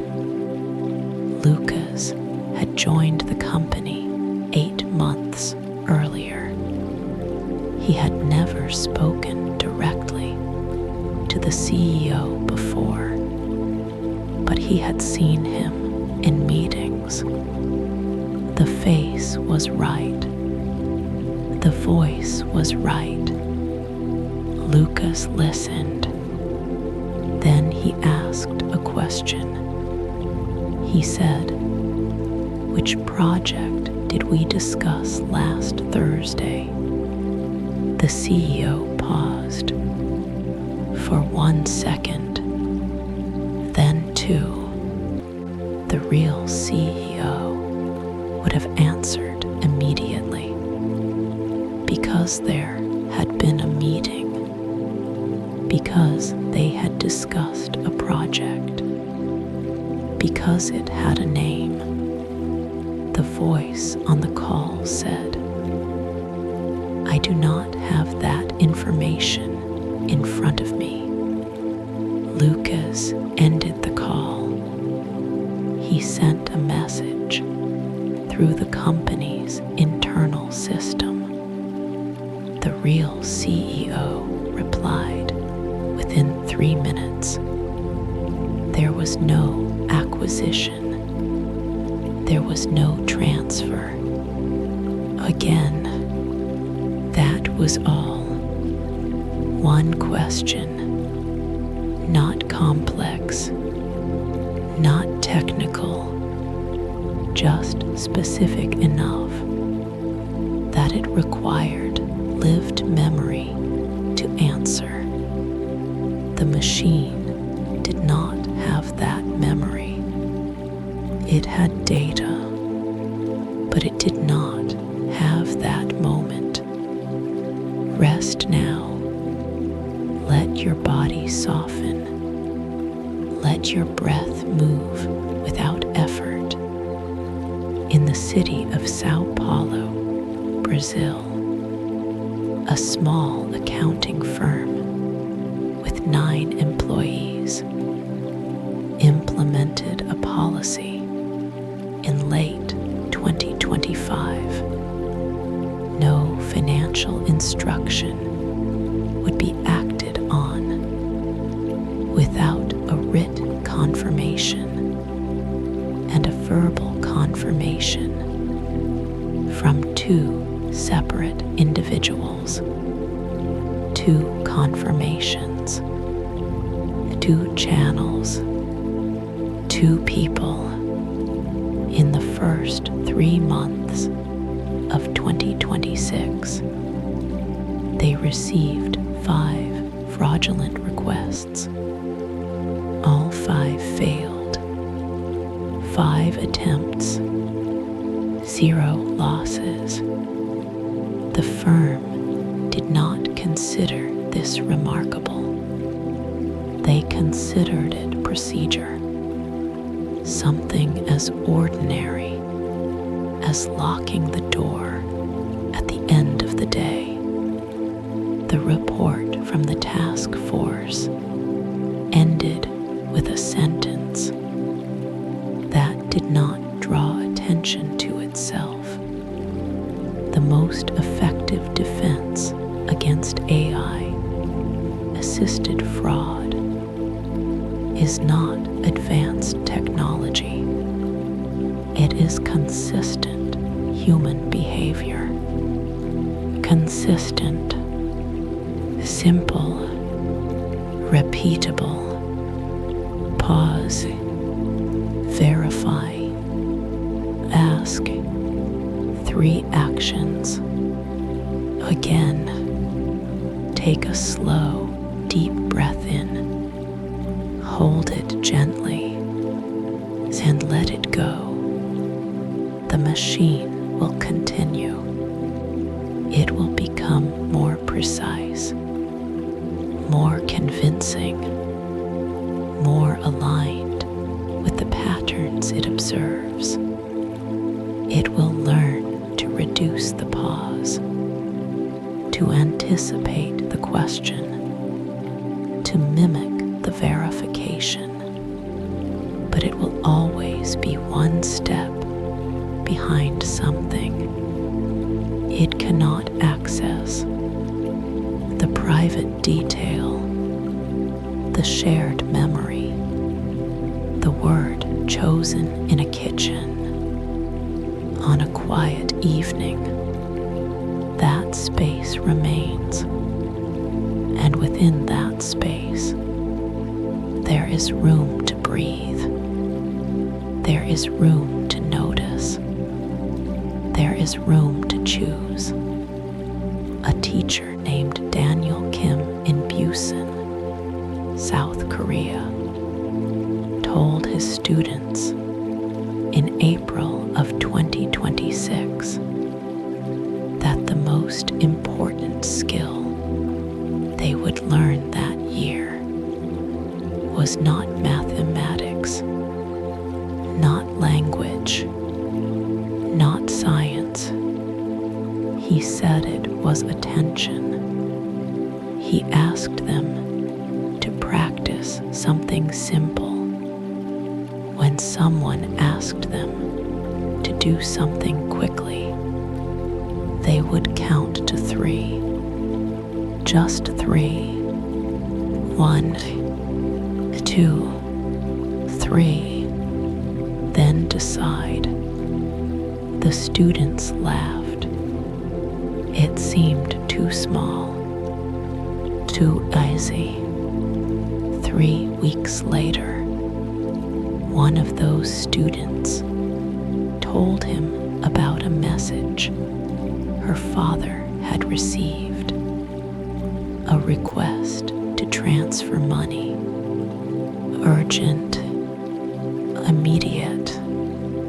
Her father had counted to 3. He had not sent the money. Sometimes it is that small. Stay with me. There is no rush. The stories become quieter now, softer, further apart. A woman in Dublin who called back. A man in Chicago who asked a second question. A couple in Brisbane who said a code word. Small things repeated across cities, across countries, across languages. The pattern is not in the crime. It is in the response. And the response is human. Take a slow, deep breath in. Hold it gently and let it go. Let your thoughts slow now. Let them drift. You do not need to hold the details. You do not need to remember the numbers. They will be there in the morning if you need them. For now, there is only this: the quiet, the breath, the steady presence of your body, exactly where it is. The machine does not sit in a quiet room. It does not feel the weight of a blanket. It does not notice the sound of a fan in the distance. It does not know what it is to be here, in this moment, with nothing required of it. You do, and that is enough. A final story. A man named Arjun Rao in Bengaluru, India, received a call in May of 2026 from what sounded like his younger brother. The voice said he was in trouble, that he needed money, that he would explain later. Arjun listened. Then he smiled, not because the situation was amusing, but because he recognized something. His brother always began calls with a joke. Always, even when things were serious. The voice on the call did not. Arjun said, "Tell me the joke." The line went quiet. Then it disconnected. He called his brother. His brother answered. He was fine. They laughed. The call ended. That was all. A joke, or the absence of one. That was enough. Take a slow, deep breath in. Hold it gently and let it go. The stories do not end with the machine. They do not end with the loss. They do not end with the report. They end here, with you, with the quiet, with the knowledge you carry now, without needing to hold it tightly. You know how to pause. You know how to verify. You know how to ask. You know the sound of the voices that matter.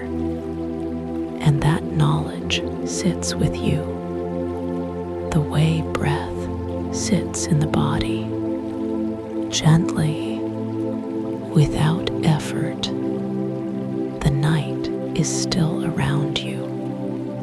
There is nothing more to do, nothing more to decide. Just this, just rest, just the slow rise and fall of your breath as the story fades into something softer, into something quieter, into sleep. Stay with me. There is no rush.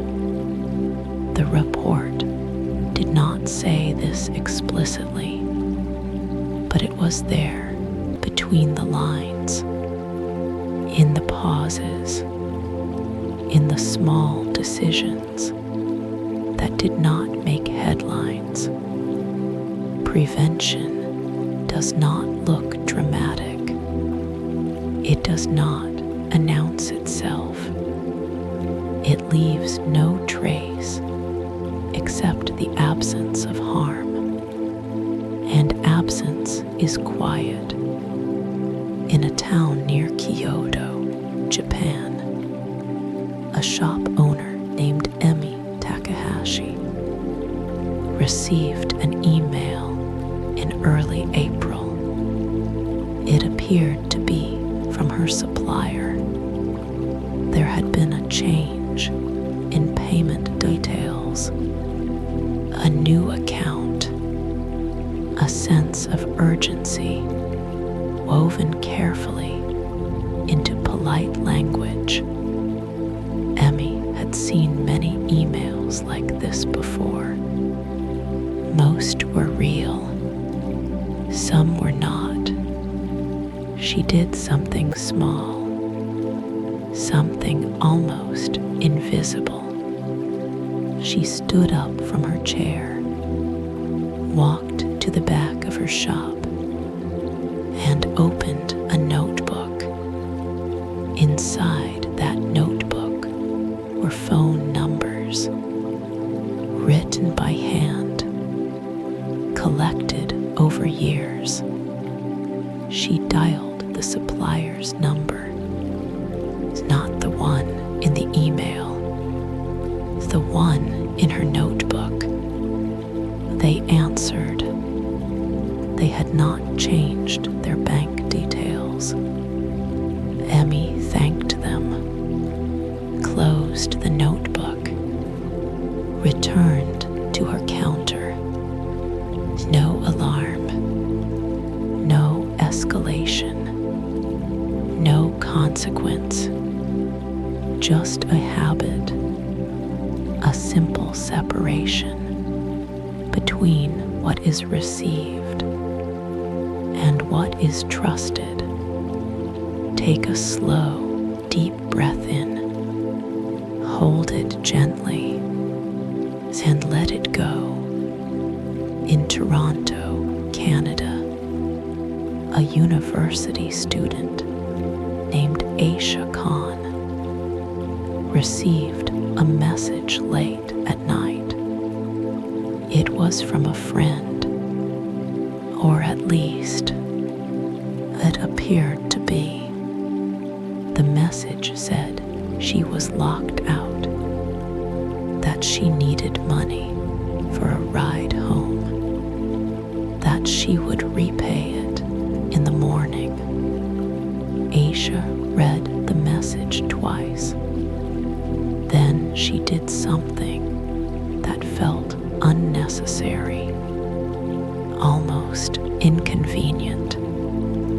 She sent a voice note, not a question, not a request for details, just her voice saying, "Call me."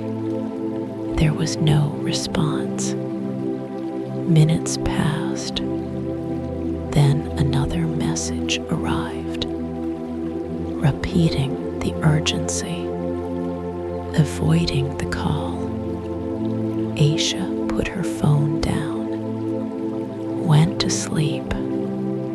In the morning, her friend messaged her. Her account had been compromised. Again, nothing happened. And that is the point. Nothing happened. Rest now. Let your shoulders drop. Let the space around you widen. In Berlin, Germany, a software engineer named Jonas Richter implemented a rule for himself. A personal rule, not written anywhere, not enforced by anyone else. If a request involved money, or credentials, or urgency, he would delay it by 10 minutes.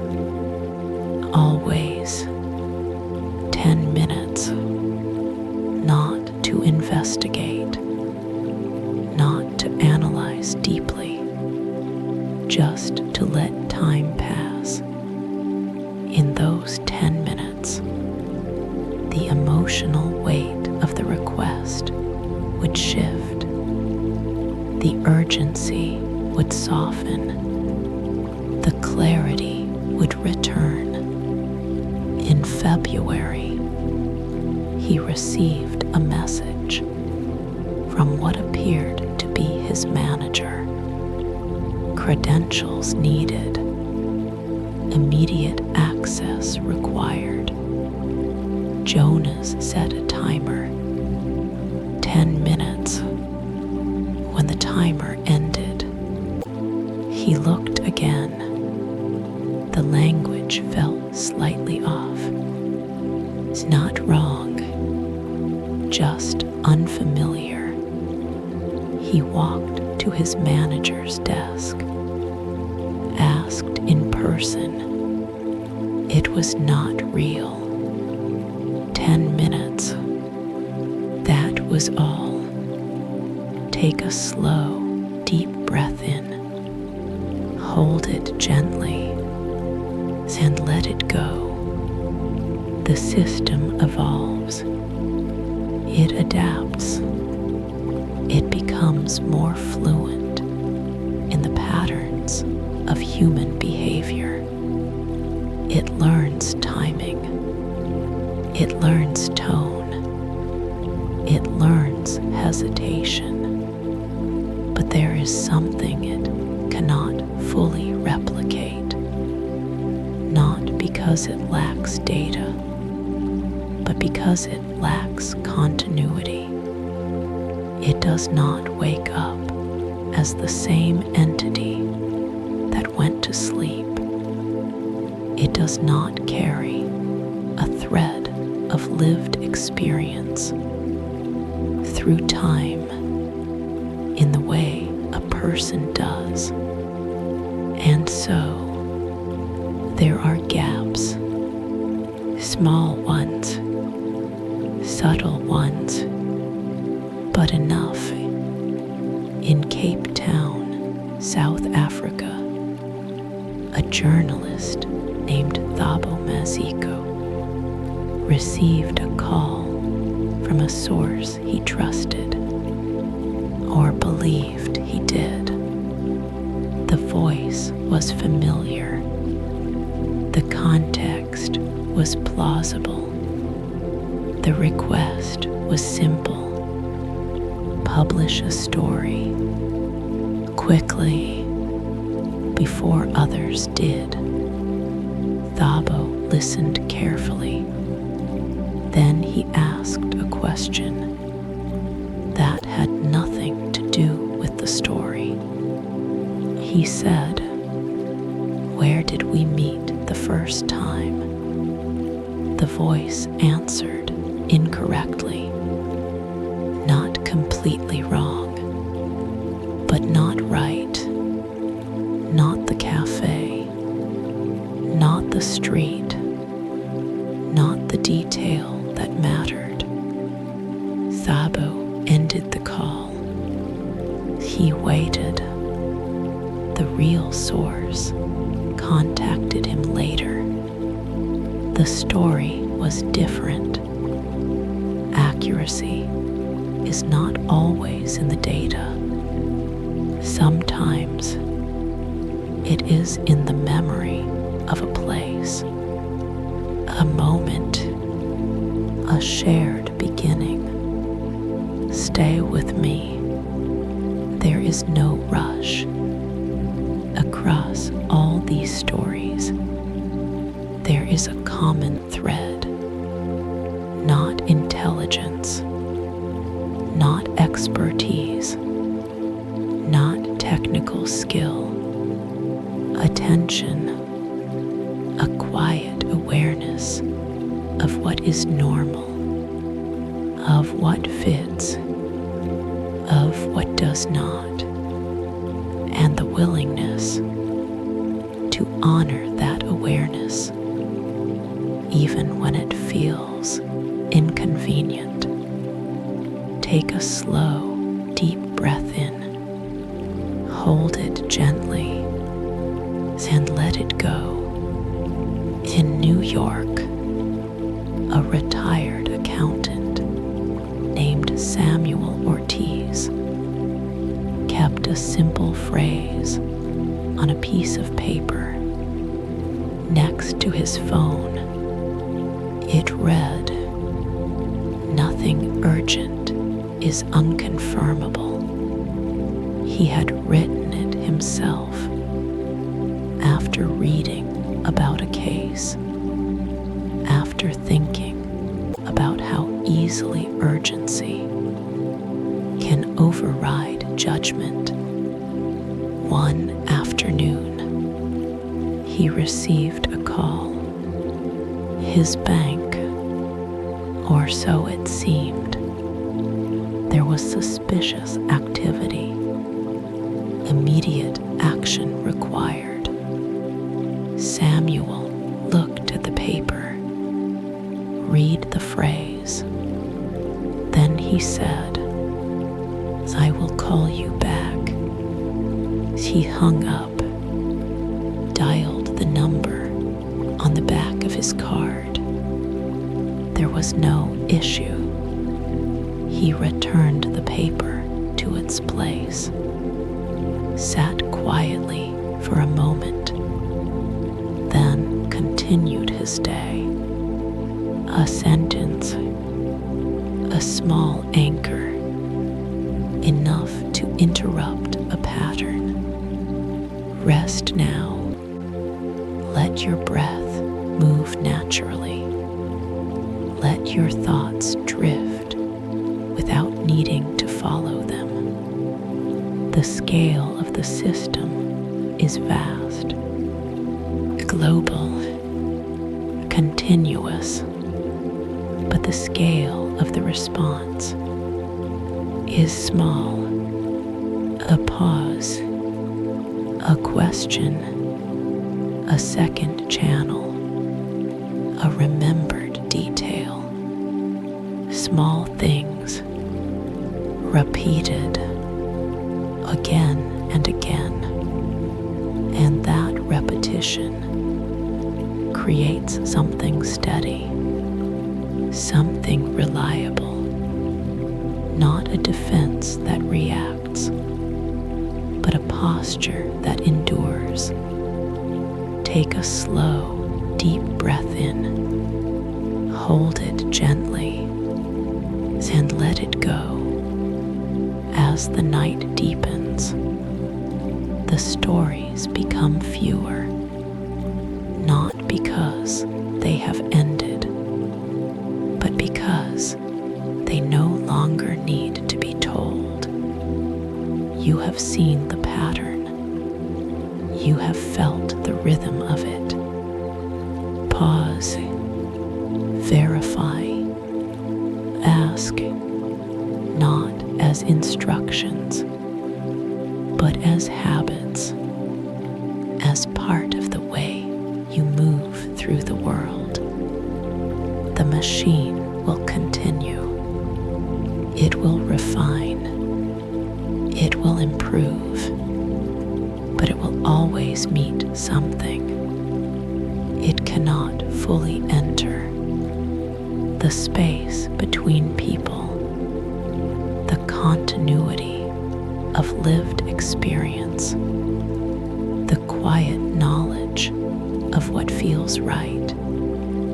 And in that space, there is room for awareness, room for choice, room for you. Take one final slow, deep breath in, hold it gently, and let it go. There is nothing more to add. No final warning. No dramatic conclusion. Only this, the understanding that what protects you is not complexity. It is simplicity, applied consistently. It is the small moment where you do not rush, the small question that does not need to be clever, the small action that creates distance between impulse and decision. And now, as the story settles, as the words begin to soften, as the edges blur into quiet, you can let it go. You do not need to carry it actively. You do not need to hold every example. It is already there, integrated, available when needed, like breath, like balance, like the instinct to pause before stepping forward. The night remains calm. The world continues. But here, in this moment, there is stillness. There is rest. There is the gentle awareness of being present without demand, without urgency. And that is where the story ends. Not with an ending, but with a return to quiet, to breath, to you. Just rest.